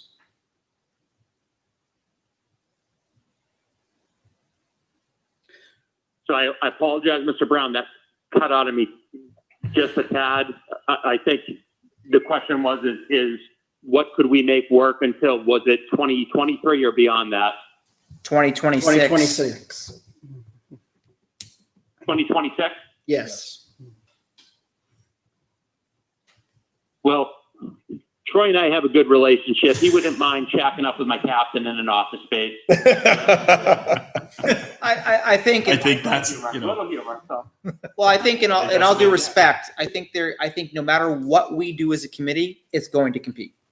Period. Yeah. Because you're going to compete against the bond payments, right? Just like the school is going to compete with the fire department that was already passed. So whether we're talking, 2 years, 1 year, to me, that doesn't matter. It's irrelevant, because it's going to compete unless you're talking 15 years out. Correct. Right, when the bond payment's done. And now when we compete, are you competing at 6 million or are you competing Correct. at 2 million? The dollar of the competition is the bigger thing now. Because we're going to have competition sometimes. The bond for the schools will be probably 10 years? At least so. At least 10 years, 15, right? I would think. Yeah. So now, that's a long time to be competing. Yep. So But you're now right. it comes down to the length of that competition, comes down to the dollar value of the ask. I think that the chief's response is that, Yep, that's fair. And I think also by putting it on 2024 rather than pushing out to 2026, that gives you that window. Like Mr. Cotter said, well, you don't want to put it on 2026 and then come back in 2024 and push for it. But if it's on here for 2024, then you have that option. Okay, yeah, we're at the point now that we have to push for this now. and Or you're at 2024, and then you say, listen, we can push it off another year or two. Yeah. And so here's reality. 2023 comes. Police station's 2024. Mhm. School doesn't pass. It's going to be back before the voters in 2024. It all depends. It all depends on how state aid works. Because we would have to do it with state aid. That's the whole process. I can tell you though that we also sat down the school with the past selectman chair when the discussion of the fire department was taking place, and we were discussing a new school, and we backed off and said, Yep. You go ahead. You do your fire department. We'll back off. Yep. But Same thing. depending on the outcomes of votes and timing of state aid, and the same thing can these happen to us. projects are going to be competing no matter what. But I think what it is, in the we've next identi- 6 years. We've identified basically two They're needs going are to. almost identical as far as necessity. And the school is going to be going up in 2023, and the fire department bond is still sitting there. So we're going against that. So you're asking how many years in between is right. We'll find out in 2023 if the school goes up, for a vote, and the people say, we're still paying for the fire department. Let's wait and finish paying for the fire department. Then we'll do the school. So And then the other issue we're up against is if the school fails, the next need of the school to get the district to where they need to be, we're looking at $3+ million Significant million, yeah. to get the needs fulfilled if it doesn't pass. So But once that's the again, we needs got plus Band-Aids. 'Cause Correct. You're still dealing with Band-Aids. GMS. That's right. Yeah. Yep. But that's the narrative we need to have in the plan too. To point that out, right? Yeah. Because it's going to ultimately cost more. Correct. We even if we get down the road, because not only construction costs change, but the ongoing maintenance of the facilities that are there.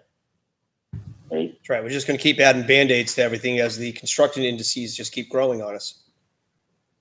Yeah. So what's the will of the committee for police? I think we're at decision time. Well, I've heard, that, the whole thing about 2024 being the time. How does the board feel about pushing that with option 1 2024. to 2024? And I think it gives you enough time also. You can always back off it if you find that this is more feasible. So we're saying let's allocate $100,000 for engineering in 2021, Well, I'd probably push that out a little bit. Yeah. with 2024 now being either the complete build out of safety complex or some other type of modification to another structure. Now, we have option 3 too. I don't know if that would be something to consider as a temporary measure until we get to where we need to be. If that's something that My personal opinion is I think option 3 may be needed even if you do option 2. Or waiting for option 1. Correct. Yeah. So And I think option- that's, yeah. What was option 3? Was that the Option 3 is construction of the a storage? some type of Would be utility some sort of building, yeah. Secured utility type of- storage Correct. facility. Climate controlled Which for would evidence and so complement forth. A new station or a renovation of this building. Correct. So I think, listening to everything, the discussion we had, again, I'm not a voting member. If this committee wants to stay in support of the school being number 1, the police chief does not want to compete against the school. Putting this on the radar for 2024, that puts it, I think, in the right spot. Yep. That's what the chief is saying. He doesn't want direct competition. Right. The message is the school's the number 1 priority. Police is number 2. So 2024 is going to be for phase 2, but what about the funds for engineering? Are we looking at 20? No, it'd be for phase 1. I'm sorry, for phase 1. Option 1. What Option year? one. Option 1, yeah. So it would be Yeah. phase 2 of safety. So engineering funds, you'd have to do at least a year in advance. Okay, so 23. Yep. And then, And then do we still try to go for the utility building in 2021? To cover the gap? And then if we do, then we should build a narrative around what its use is going to be once the police station's passed, what its use is going to be. Yeah. that's So a with good point. 2021 coming up on us quickly, though, we'll be better off defaulting it to 2022. 2022. Because I don't think we're going to have enough time between now and warrant articles to have everything we need. So I think we'd have to look at option 3, which would be a utility building for 2022. But also, I'd love to hear the chief's input if he thinks that that's of use to him. what do you think, Chief? Is that something that you would consider?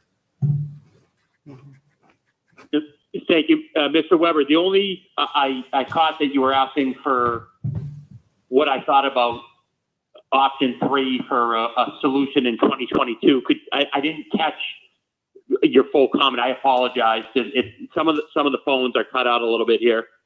That's okay, Chief. What I was saying was, is there a benefit, no matter which path we go, for you to have a utility building, climate controlled for evidence storage in 2022? So even if we did go and you got phase 2 of the safety complex or some type of renovation of this building, is there a use for you to have that? And is that use sooner?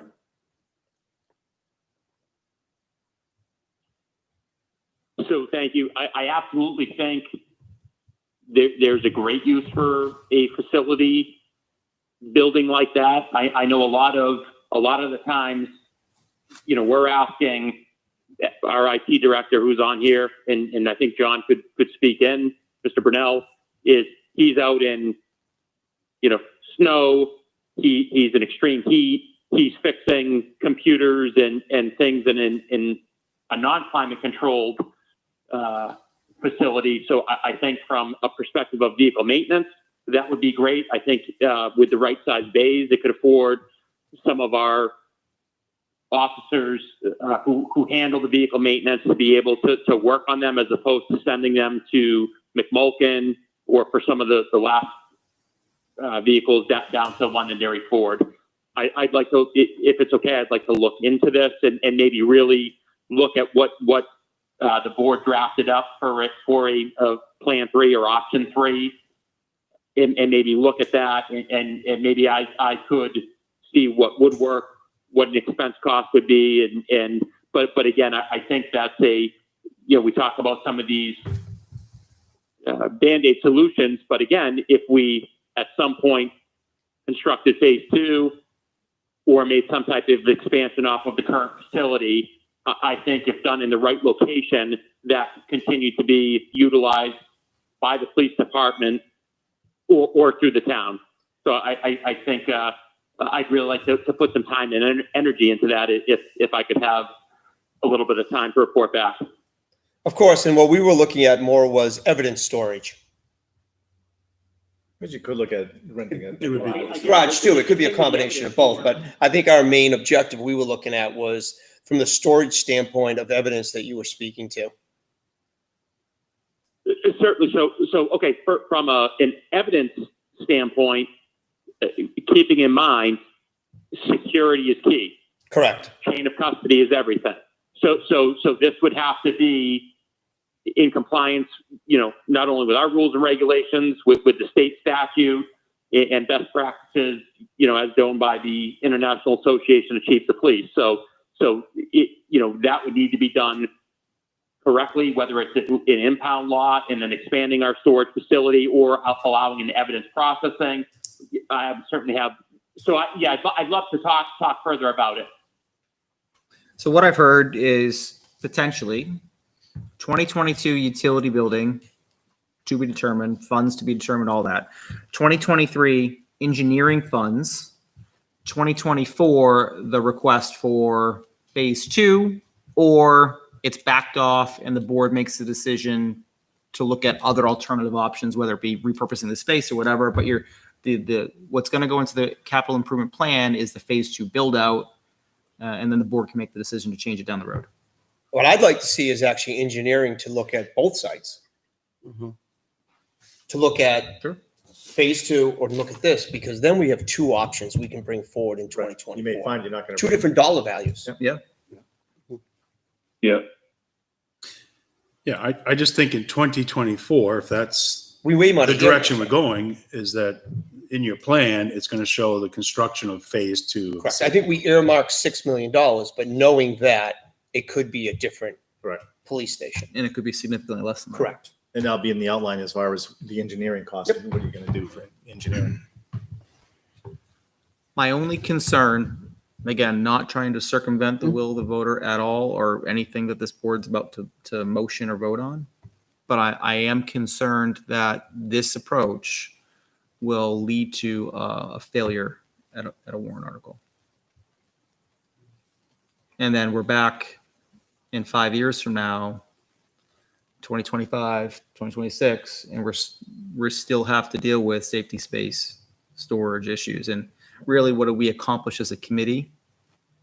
for the benefit of our police I think we've department. identified the need really as a committee, and they both could fail. We could be back here in 5 years pushing, again, what's priority one, GMS or the police department? But again, I think it's the will of the voter, and we'll let them vote. Absolutely. Yeah, I would agree. I think our job is to define the need. I think it's up to the voters to define About whether or what not that they need want. is. Want it. I am concerned because we have a lot of large needs. Yeah. And not all of them are gonna pass. So, Good luck on your decision. I think once- Get to the large ones, we gotta go back through all the small ones. Yeah, Yeah. Well, hopefully the small ones on the subsequent pages here are a lot easier. that's why I said we'll just throw a small one on one of those years so it fails, and the other one will pass.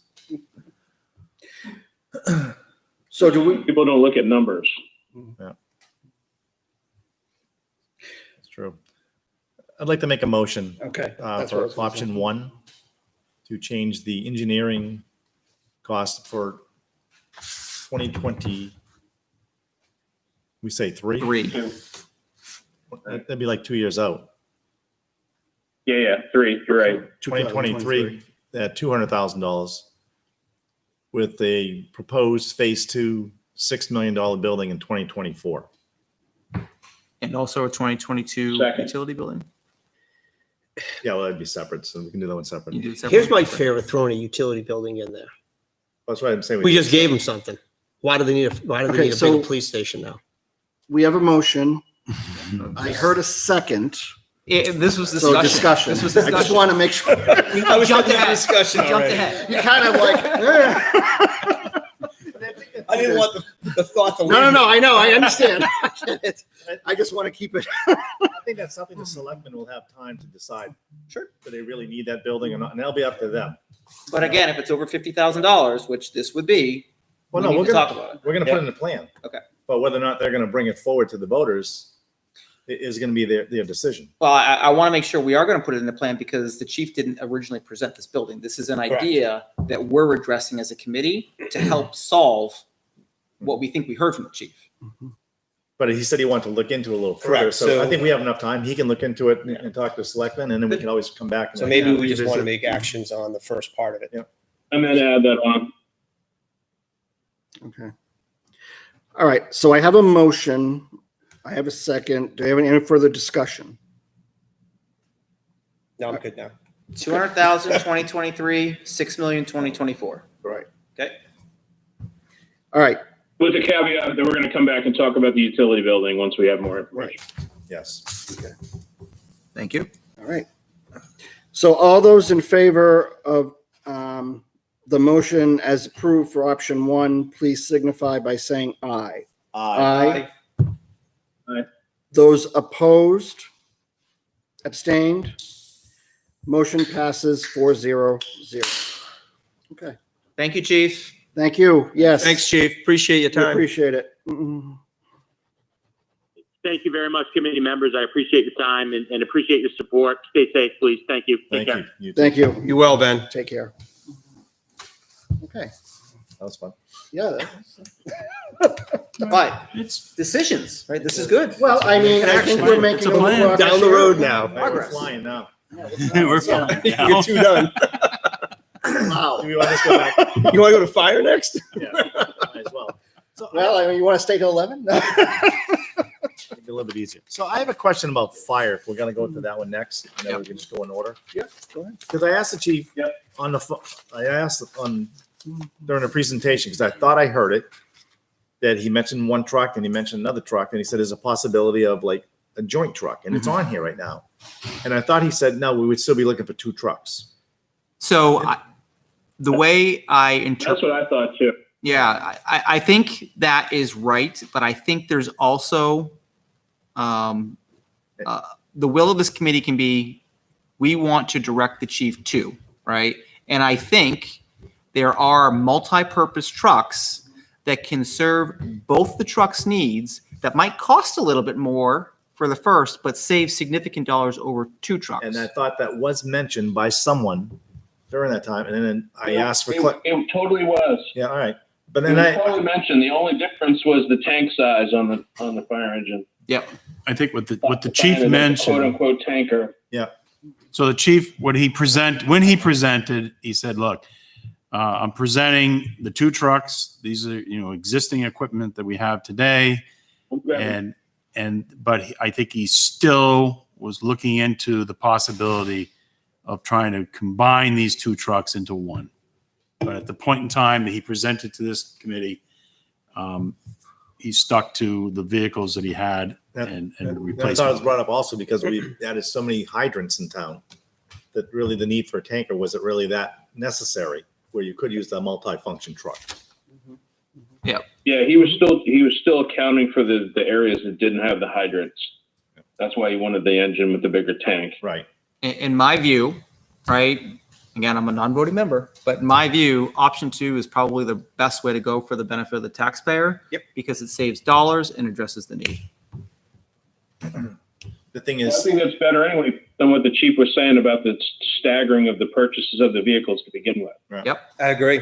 right? So they're cycling off at different rates. so the question is that $750,000 an accurate cost associated with that vehicle? There's an estimate sign next to it. Because We think it's there. right. Because his first vehicle was the 662, and he wanted to see if that vehicle could get him to cover all of his needs. That was the larger tank of the two pumpers that he had on his list. Right. Yep. I don't even have one for 750,000 in my notes. No, I think we just discussed it as an option, but there was no price associated. it wasn't, the dollar amount wasn't discussed. It's a best guess based upon what we think the cost is. I'd hate to find out that truck, instead of our best guess, is actually like, 1.3 million No. for a multi. Well, I haven't bought a fire truck in a while, so.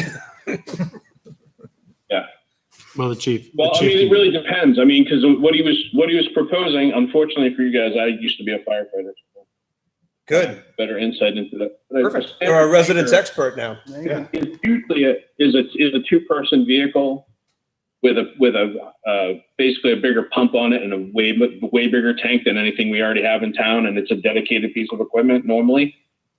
What he's kind of describing is what's classified more as a super pumper, where it actually has all the capacity to take firefighters along with it, plus hose racks and tack lines and tools and all that other stuff.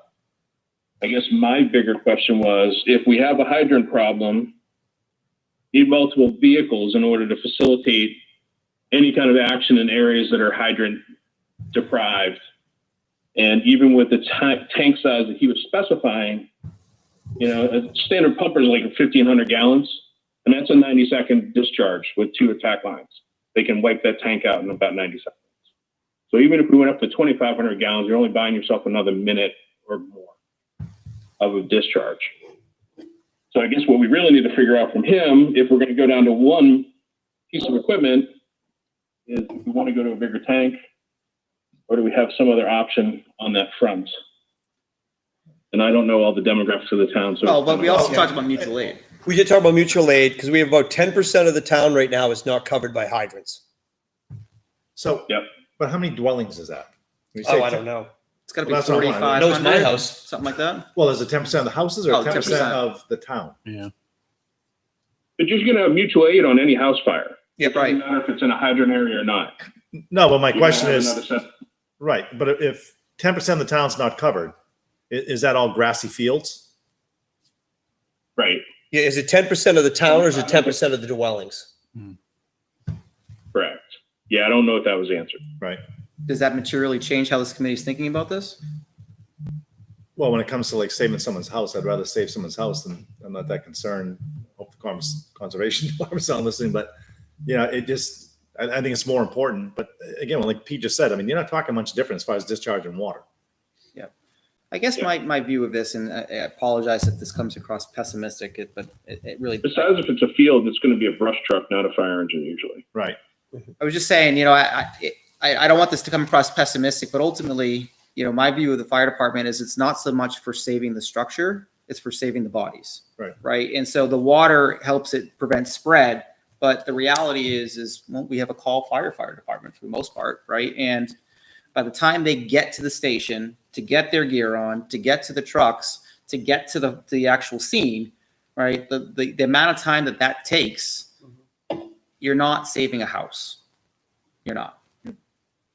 And Not if you don't have people in the station 24/7 and ready to go on the phone call now. Correct. That's my point, right? And again, it's not a shun on the department at all. It's just the way that this community was built, right? And It's an so on-call department. it's an on-call department. And at the same time, to your point, that I know we've approved safety equipment for the fire department for that purpose, as far as entering the building with night goggles, with the air tanks that they need to get in, and Mhm. to be able to find what they need to find once they're in there.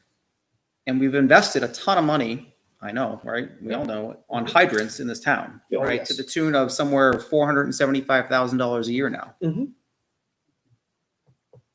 So, I mean, if the multi-purpose truck is, we'll see, that's the estimate. That's, You're there. It's going to happen. I think that's the option we go with, is one truck. So, Mr. Stone, what's your input being our resident expert here? Subject matter expert I'm for gonna us. put you on the spot. You volunteered the info. I mean, obviously, based on his conversation, 2 trucks right at the same time is probably not what we want to do. Even a year apart, like we have in option 1. They need to be staggered out a little bit more. That way, in the future, when we do have to repurchase, they're not going to be set on top of each other, first of all. I mean, even if we go with option 2, it doesn't preclude us from adding another truck, 2027, 2026, if that becomes a need, right? I guess we'd really have to figure out what that $750,000 truck looked like, what the tank size was, what the different, what other options would be different from the chief's perspective. So maybe that's the next If step. he was only going to get one. Maybe that's the next step, right? If, Town Administrator Brown can reach out to the chief, get a real number on what a multi-purpose truck would cost, and that's the number we can put into the plan.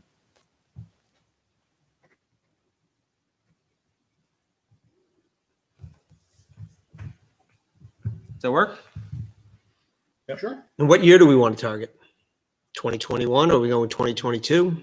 I think, I well, think 2021 is fine. 2021, the reason I say 2021 is because I know the chief has told us that by the time if the article passes in March 2021, it could take a year before the truck's actually delivered to the department. And once it's delivered to the department, it may take 3 months to actually get it out in service. Lettering and Lettering's training, Yep. to have people trained to operate it. It could take a year and a half before that truck's in service. And I know we pulled one off the warrant last year. And we did. Truck, yeah. So I'm gonna entertain a motion then for option 2. I don't think there is a motion. Well, we can make a motion with the. I said dollar amount entertain a determined. motion. Then what are you motioning? I'll make a motion. Yep. We'll accept a multi-purpose truck based on the dollar figure.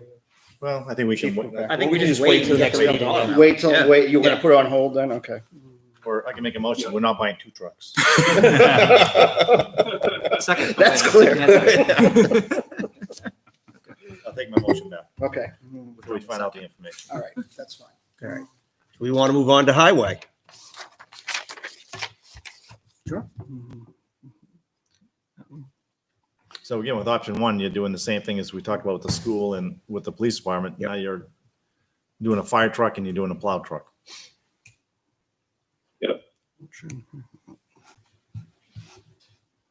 From the municipal side, my biggest concern is that backhoe. If that backhoe fails, solid waste and the highway department both stop. But what's a backhoe cost? What was that, 120, I don't remember. 150? Plow truck, backhoe, let's see. It's just a lot more palatable, like seeing that separate. If you're going to go on the safety area. Yes. So we have, this would be the gross cost, $150,000 is what it costs. We'd have trade-in and stuff like that, but that's a conservative estimate for a backhoe. And it's a lifeline for those 2 departments. It's used every single day in the town. So it's used by solid waste, and the highway department uses it. It's a key piece of equipment for the winter operation, because that's what loads the salt and sand on the trucks. The front end loader is out plowing, And then, of course, down at the solid waste facility, it's used to compact the containers. Is that an outright purchase amount? Yeah, I mean, I guess that's the purchase amount. And, you know, the question would be with the selectmen, are you going to lease it? Are you going to purchase it cash, or how are you going to do it, you know?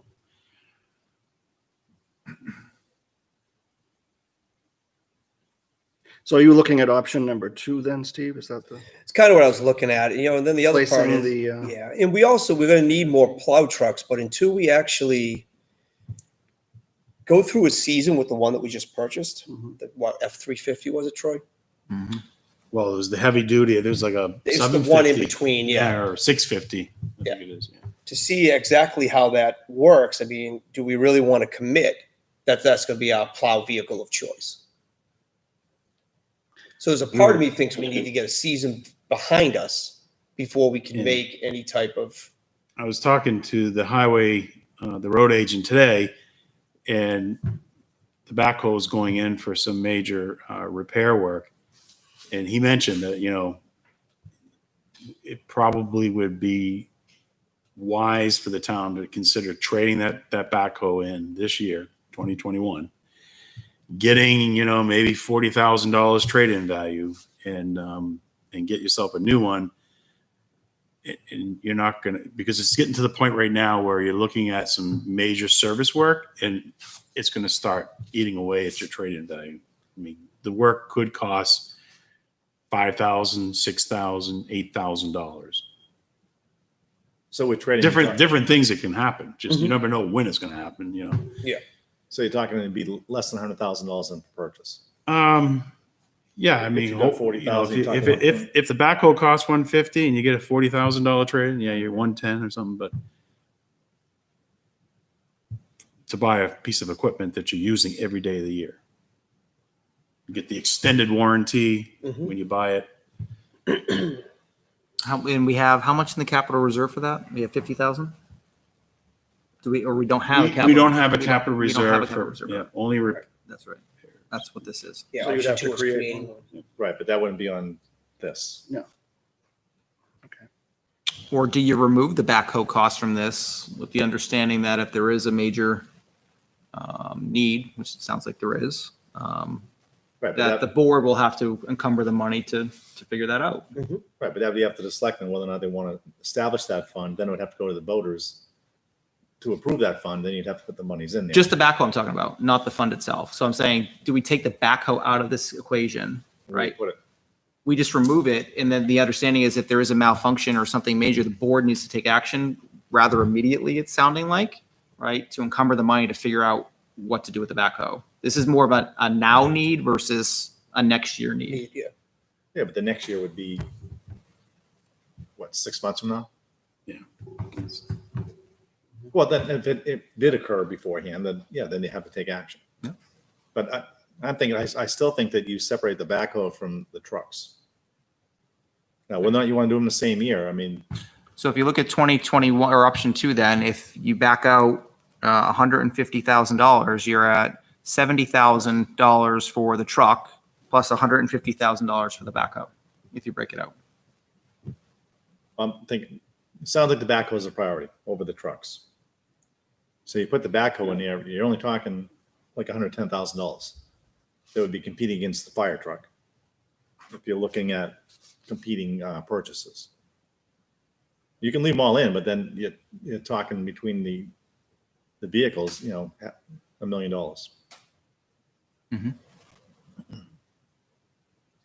You know, the other struggle we have is neighborhoods coming online. When the new neighborhood on Page comes online itself, that's gonna be a dedicated plow truck just to do that neighborhood And you got another one across the street here. Yeah, right. coming down. So we have neighborhoods that are gonna be coming online, so we're gonna have to figure out what we're gonna do from a Right, plowing but the one down the standpoint. street's not gonna be done this winter. No. But I mean, but But that's you know, what I'm saying. and you've had neighborhoods come on prior to the Weatherstone project and stuff. You know, you've had Heron Drive. Is it Heron? Not that one. What's the other one? One off of Nissenkeg. Yeah, what's that? Yeah. You know, so we've been adding some streets for the last 10 years, and we have not been adding the number of plow trucks. Right. So we're actually behind.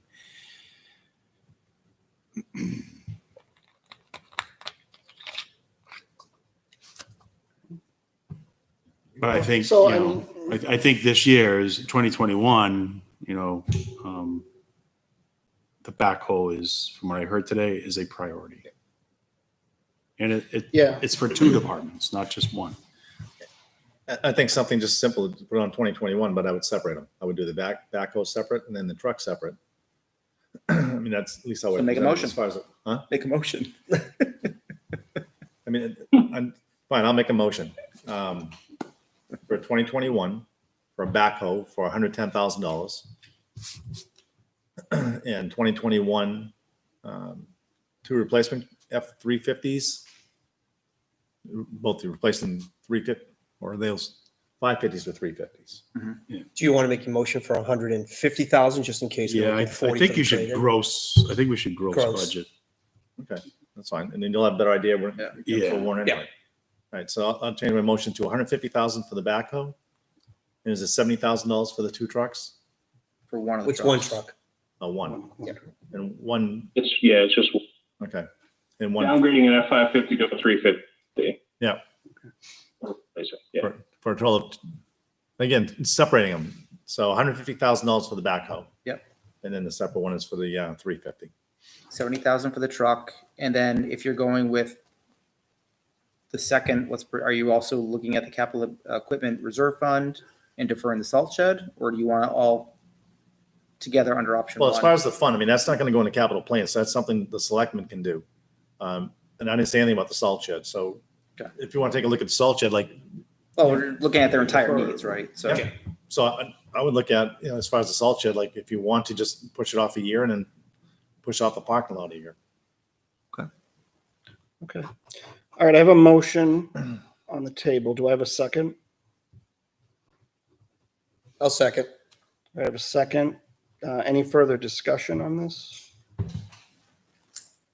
Okay. All those in favor of the motion, please signify by saying aye. Aye. Those opposed? Abstained? Motion passes 4-0-0. And then I'll make a motion for the two items remaining in option one. Actually, it's three, right? There'd be actually two more trucks, a salt shed and Yeah. a parking lot. Shed in the parking lot. So I'll start with the first one then. 2021, I mean, if we have a need right now for trucks, then I think, again, they should be staggered instead of buying them all at once and just go with 2022 for another $70,000 for another 350. And then I would probably go with 2022 for the salt shed, 200,000, and 2023 for the parking lot for 150,000. And what about the remaining two trucks? Well, no, there'd only be one truck left, and that would, so One truck left, yeah. first one's in 2021, second one's in 2022, the third one be in 2023. 2023 for the other And one. that way you're on a rotation now as far as like buying them all at once. Okay. So just Yep. to summarize, Yep. if I may. Yep. We've already entertained a motion and the board approved a motion for 150,000 for a backhoe, $70,000 for one truck. This second motion now is for 2022, 70,000 for a 350, 2023, 70,000 for a 350, 2022, the salt shed for 200,000, and then 2023, the parking lot for 150,000. From a math standpoint, I'd like to figure out why for two more trucks, it was $280,000. Because if you look at, you know, we had three trucks and a backhoe for $500,000, and then we had a truck and a backhoe for 220. I don't think all the trucks are the same I think they were caliber. different sizes. Yeah, and Yeah. you know, the spreadsheet that we have here, I think, we, maybe not this evening, but I should share it with you guys again to see, the way we had things staggered out over the 5-6 years. The 350 versus 450, I think, you know, I think it's kind of late tonight, So, but I think I think it is, but I think we can take a look at this schedule at our next meeting and you can get it laid out nicely. Okay. I it's kind of late tonight to, I want to go over these again with the highway agent, but because, you know, 350 is the small one ton. 1 ton, yeah. What we just purchased Was that is, intermediate? I'll call it a 650. Yeah. It's a Which has a Chevrolet, wing but on it's it still, equivalent too. to like a Ford 650. And if that truck works out well, we're going to test drive it this year, then I think he's looking to maybe get 2 more of those. Okay. But Because- we need the 350s for the cul-de-sacs. Yeah, the 350 is a little workhorse that we use year round. Yep. It's like what the school has, you know, But at the same the time, 1 tons. And you go buy with 350s. So then with that, do you want to defer this into our next I'll take my meeting? motion off. Probably, until Yeah, I think we next defer time. it I think to you should. exact For dollar that motion values. and then, Yeah. but we're going to keep the motion that we just ruled on. Correct. I'm just curious about option 3. It says use recycle revolving fund. What is that? So there's a revolving fund that is currently present. It has approximately $50,000 in it, and these are the fees that the residents pay at the dump or at the recycling facility. Recycling excuse me. fees. Yeah, you know, to drop off your air conditioner unit, your mattress, etc. So we can use, you know, if the backhoe goes on the warrant, the selectmen will have a discussion about the wording saying, hey, we want to buy a backhoe for $150,000. We think we're going to trade it in for 40. We might use 20,000 from the recycling fund because this truck will be used for some recycling purposes. And then the rest will come from taxes or whatever source. So, I mean, we have a good opportunity to get a new backhoe for a real good price. And We just gotta watch the fund because we gotta How do old the is roof that? down there too. You know when that was purchased? I feel like it's not that. that old. backhoe, no, it's I know it's heavily used, but it's heavily used. So the backhoe is, where is it up here? Buy it new or do we buy it used? That's a 2010, okay. brand new. Brand- 10 years old? 10 years old. That's a So good you've price. you're hitting that point where you're going to hit maintenance, and it's just a good for a municipality because we're able to purchase equipment at such a discount, and we usually get a good trade in. A lot of private sector people are looking to buy municipal equipment. It's a good time to look at it.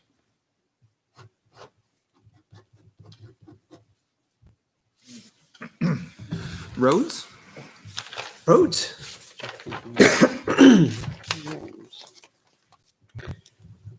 Let's see. So the 3 options presented, just to acclimate the committee, if I may, again, outlaying 3 options here. Option 1 is a $200,000 warrant article. Option 2 is to raise $100,000 via warrant, and then $100,000 from the unassigned fund balance, which the select board would need to take action on. And option 3 is to offset the full $200,000 with the unassigned fund balance that the select board would need to take action on. Just to refresh everyone, I'm a little bit closer to this than I believe others are. So I see it in the budget. So there's $200,000 within the operating budget annually. That's been standing in the operating budget for a number of years and is offset typically by a highway block grant. So it's net zero to the town. In terms of what's budgeted. So we budget it, it's in the budget, but it's offsetting with revenue that comes back in. So the actual is zero to the balance. Up until this past year, the town has approved at warrant through a separate warrant article an additional $200,000. Right. So for a number of years, the town was voting and approving $400,000 to keep up with our road infrastructure, which has worked out really well according to our road paving improvement plan. To maintain our current infrastructure and looking at our road improvement plan that was presented, it's estimated that we're going to need the $400,000 annually restored to keep up with that cycle and the road improvements.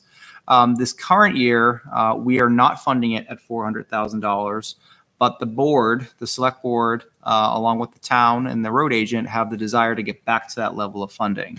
So as a committee, do we vote on or do we take action on? Yes, we're assuming that the $200,000 roadblock grant will continue for the future. We can't budget that, but we're assuming that, right? So this specific discussion point is on the additional $200,000. Do we budget it for future years as is? Do we say, hey, let's do it for 100,000? And then, you know, there's always money, although I like to budget very tightly, as you can attest, right? There's always money at the end from unassigned fund balance, that this is kind of one of those easier things for the select board to get behind for a portion of that. Or do we say, hey, are we going to take the full amount from the unassigned fund balance to get to that 400,000? So I hope that was helpful.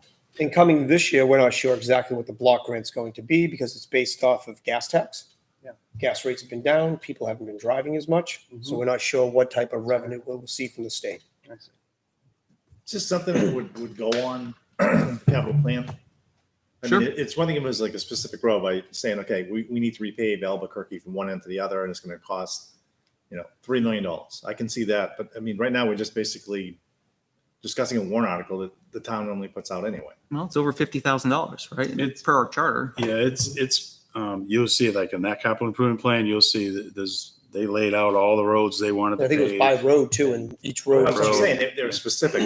This is pretty vague. I mean, if you know, This number ties back into what the highway department presented. They actually gave us year by year how many miles of road they're going to do. So if we go back and look at it, I think every year it's only like 2 miles of road. I realize that, but can they give us the roads? Yep, we have the roads We have in the it. document that they gave us early when they presented. They Yeah. broke it. I think you broke it down for the next 5 years. It goes to 2026. And that'll go in as far as the capital plan, as far as specifics as roads. That's, Yep. that's what I want.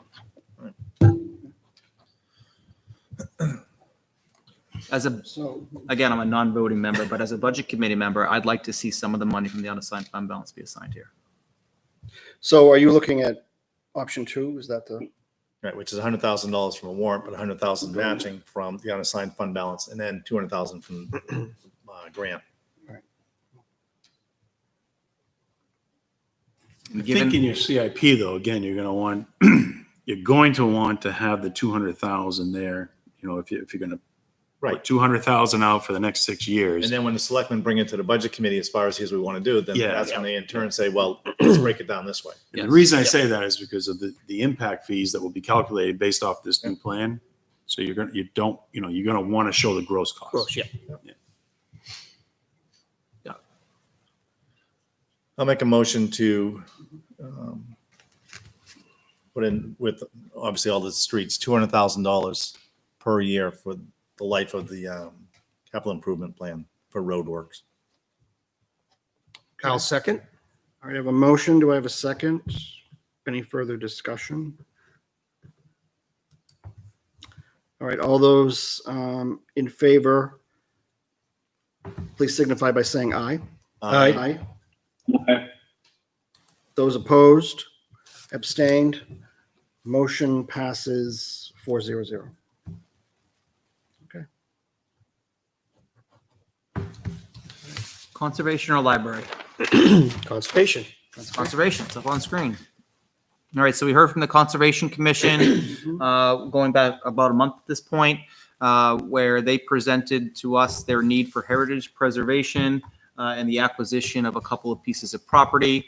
We did go back and request information from the Conservation Commission that I do not believe has been furnished to this committee. So, their request for $2 million stands as is. We don't really have any understanding of the properties that entails yet, even though that was a request. So that's option 1. Option 2 is to recommend some type of utilization of the Conservation Trust Fund. It was reported that this trust fund has about $700,000 in it currently today, which is actually for its intended use, right, is for land acquisition. But understanding and understanding that the way it was presented is land, as we all know, is very expensive, especially given the size of some of these properties. And we really need to think about, again, just speaking what the Conservation Commission said, we really need to think about anticipated growth, especially with the developments that are happening in Hudson and the anticipated growth of our town over the next several years. What do we want to be when we grow up as a town, I guess, right? Do we want to continue to maintain the agricultural landscape, which I think there's a strong will amongst the committee to do that, or of the community to do that, excuse me.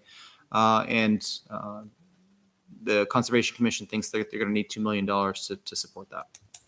If I'm not mistaken, she also mentioned that it was $2 million in addition to that 700,000 they were looking Correct. to utilize. Right. So I'm going to go back to the question that I asked is how much land do they possess now? And what properties are they looking to purchase with the 2.7 million? And they are working on a map, which, she's been working on it, and she will have that available here soon, because she's been working on it the last couple days. And so you'll be able to see that. She's trying to separate it from, recreation, truly getting a map. It's gonna, NRPC will do it for us. It'll be truly conservation land. At the same time, is it, 2.7 million we have to like spend today? Yeah. Again, can it be spread out over? Well, her comment was she was looking for the 2 million over 5 years is the note I have down. So I think with that, I think we defer it and move on tonight. I think so too. Until we have more.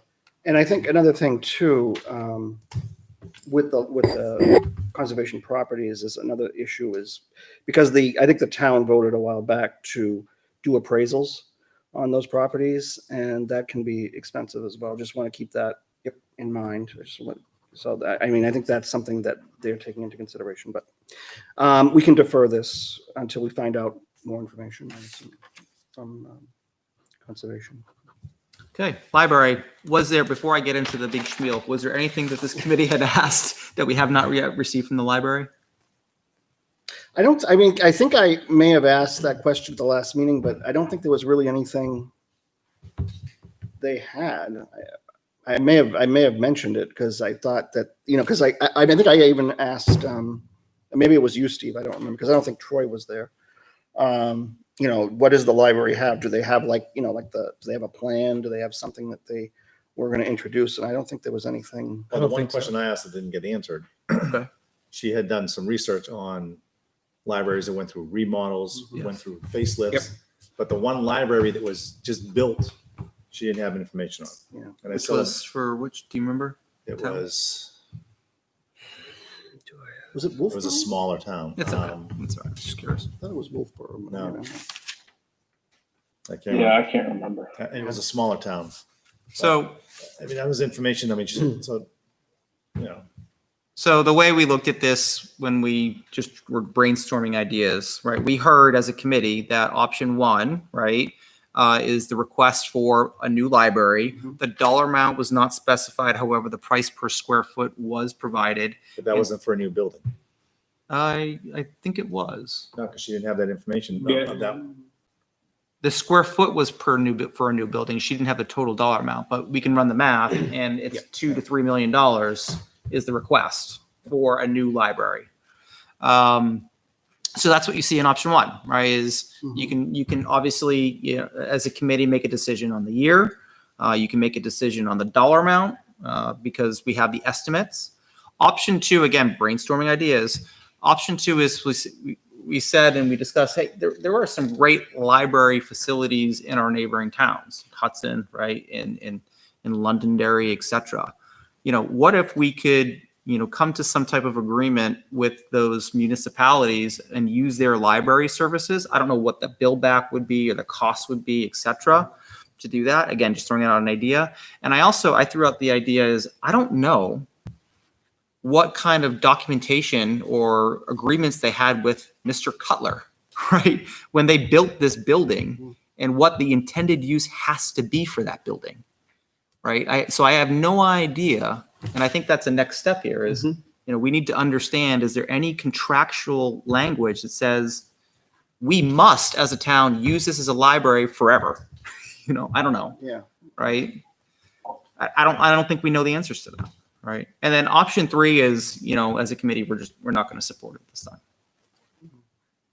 Another question too is, I don't think we asked, the evening was presented, but how much is it utilized that warrants that much larger of a building? I realize that they're in a small building and it's old, but will usership increase that much that warrants a larger building? That was my question, because I don't even know how a library is utilized these days. And that's what Vicky did speak to, the type of utilization they have. And it sounded more like they needed configurable room. Yeah. They can move the stacks around, roll them. They could have a group with, children that come in for story time, and then reconfigure them for computer access for adults. Wi-Fi. Yeah. Yep. Yeah. So maybe we deferred this one as well. And Yeah. well, I think I'd really like again, non-board member, so I guess it doesn't really matter what I say, but I would like to understand as a taxpayer, we'll put the angle that way, if there are actual alternative options to using Hudson or Londonderry or a neighboring library, and what the actual intentions are for the Aaron Cutler building that may have been agreed to long ago, that none of us are privy to. Because I do know we have historical books that are down in the Historical Society that they don't even have on display in the library anymore due to the lack of space within the stacks. I think there's a lot of stuff in the historical building right now that's under wraps that no one sees. Oh, here it is. Yeah, she talked about, yeah, I thought, because I had written it down. She talked about, because I think when we asked about cost, she had mentioned the Wolfboro Public Library extensive renovation, It's a renovation. $292 per square feet. Madberry. Madberry. That's it. That's it. That's the new one. Yeah, that's it. Madberry. Yeah. Where's Madberry? Madberry, New Hampshire. It's an open concept. They built expansions. Yeah. Yep. It's a small town, so. I think it's right outside of Portsmouth. Portsmouth I area? think Yeah, so. it's out towards Portsmouth. Yeah. Yeah. It's in the seacoast. Over. Right. Yep. Where Jean Shaheen lives. Her library. Her library. Yeah. Is it named? Is it named after Gene Sheen? Probably. Yeah. I think Kelly Ayo is from there. So we can defer this one also? Yeah, I think we're going to defer this one. So it looks like so far tonight, fire department, we're waiting, For the truck cost. highway department, Truck cost. conservation, And library. and library. So those, those four. Yep. And the board took action on school, police, and roads this evening.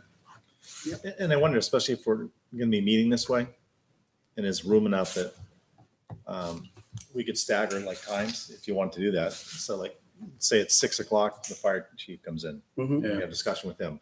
Or have Six- him on the phone. Yeah. You know, whatever, but, Yeah, but I'm just, and have the highway guy here and we can have him, you know, at the next meeting. I mean, if they feel Because I comfortable- don't think you know, what you have left now, you gotta get recreation in here. It's not difficult now. no, but I think them just to answer questions, whether Yeah. it's, through video or in person. Yeah. I think we're gonna be in good shape. Well, gentlemen, I thank you. I think this was a productive session. Oh, I think so. Thank you. Okay.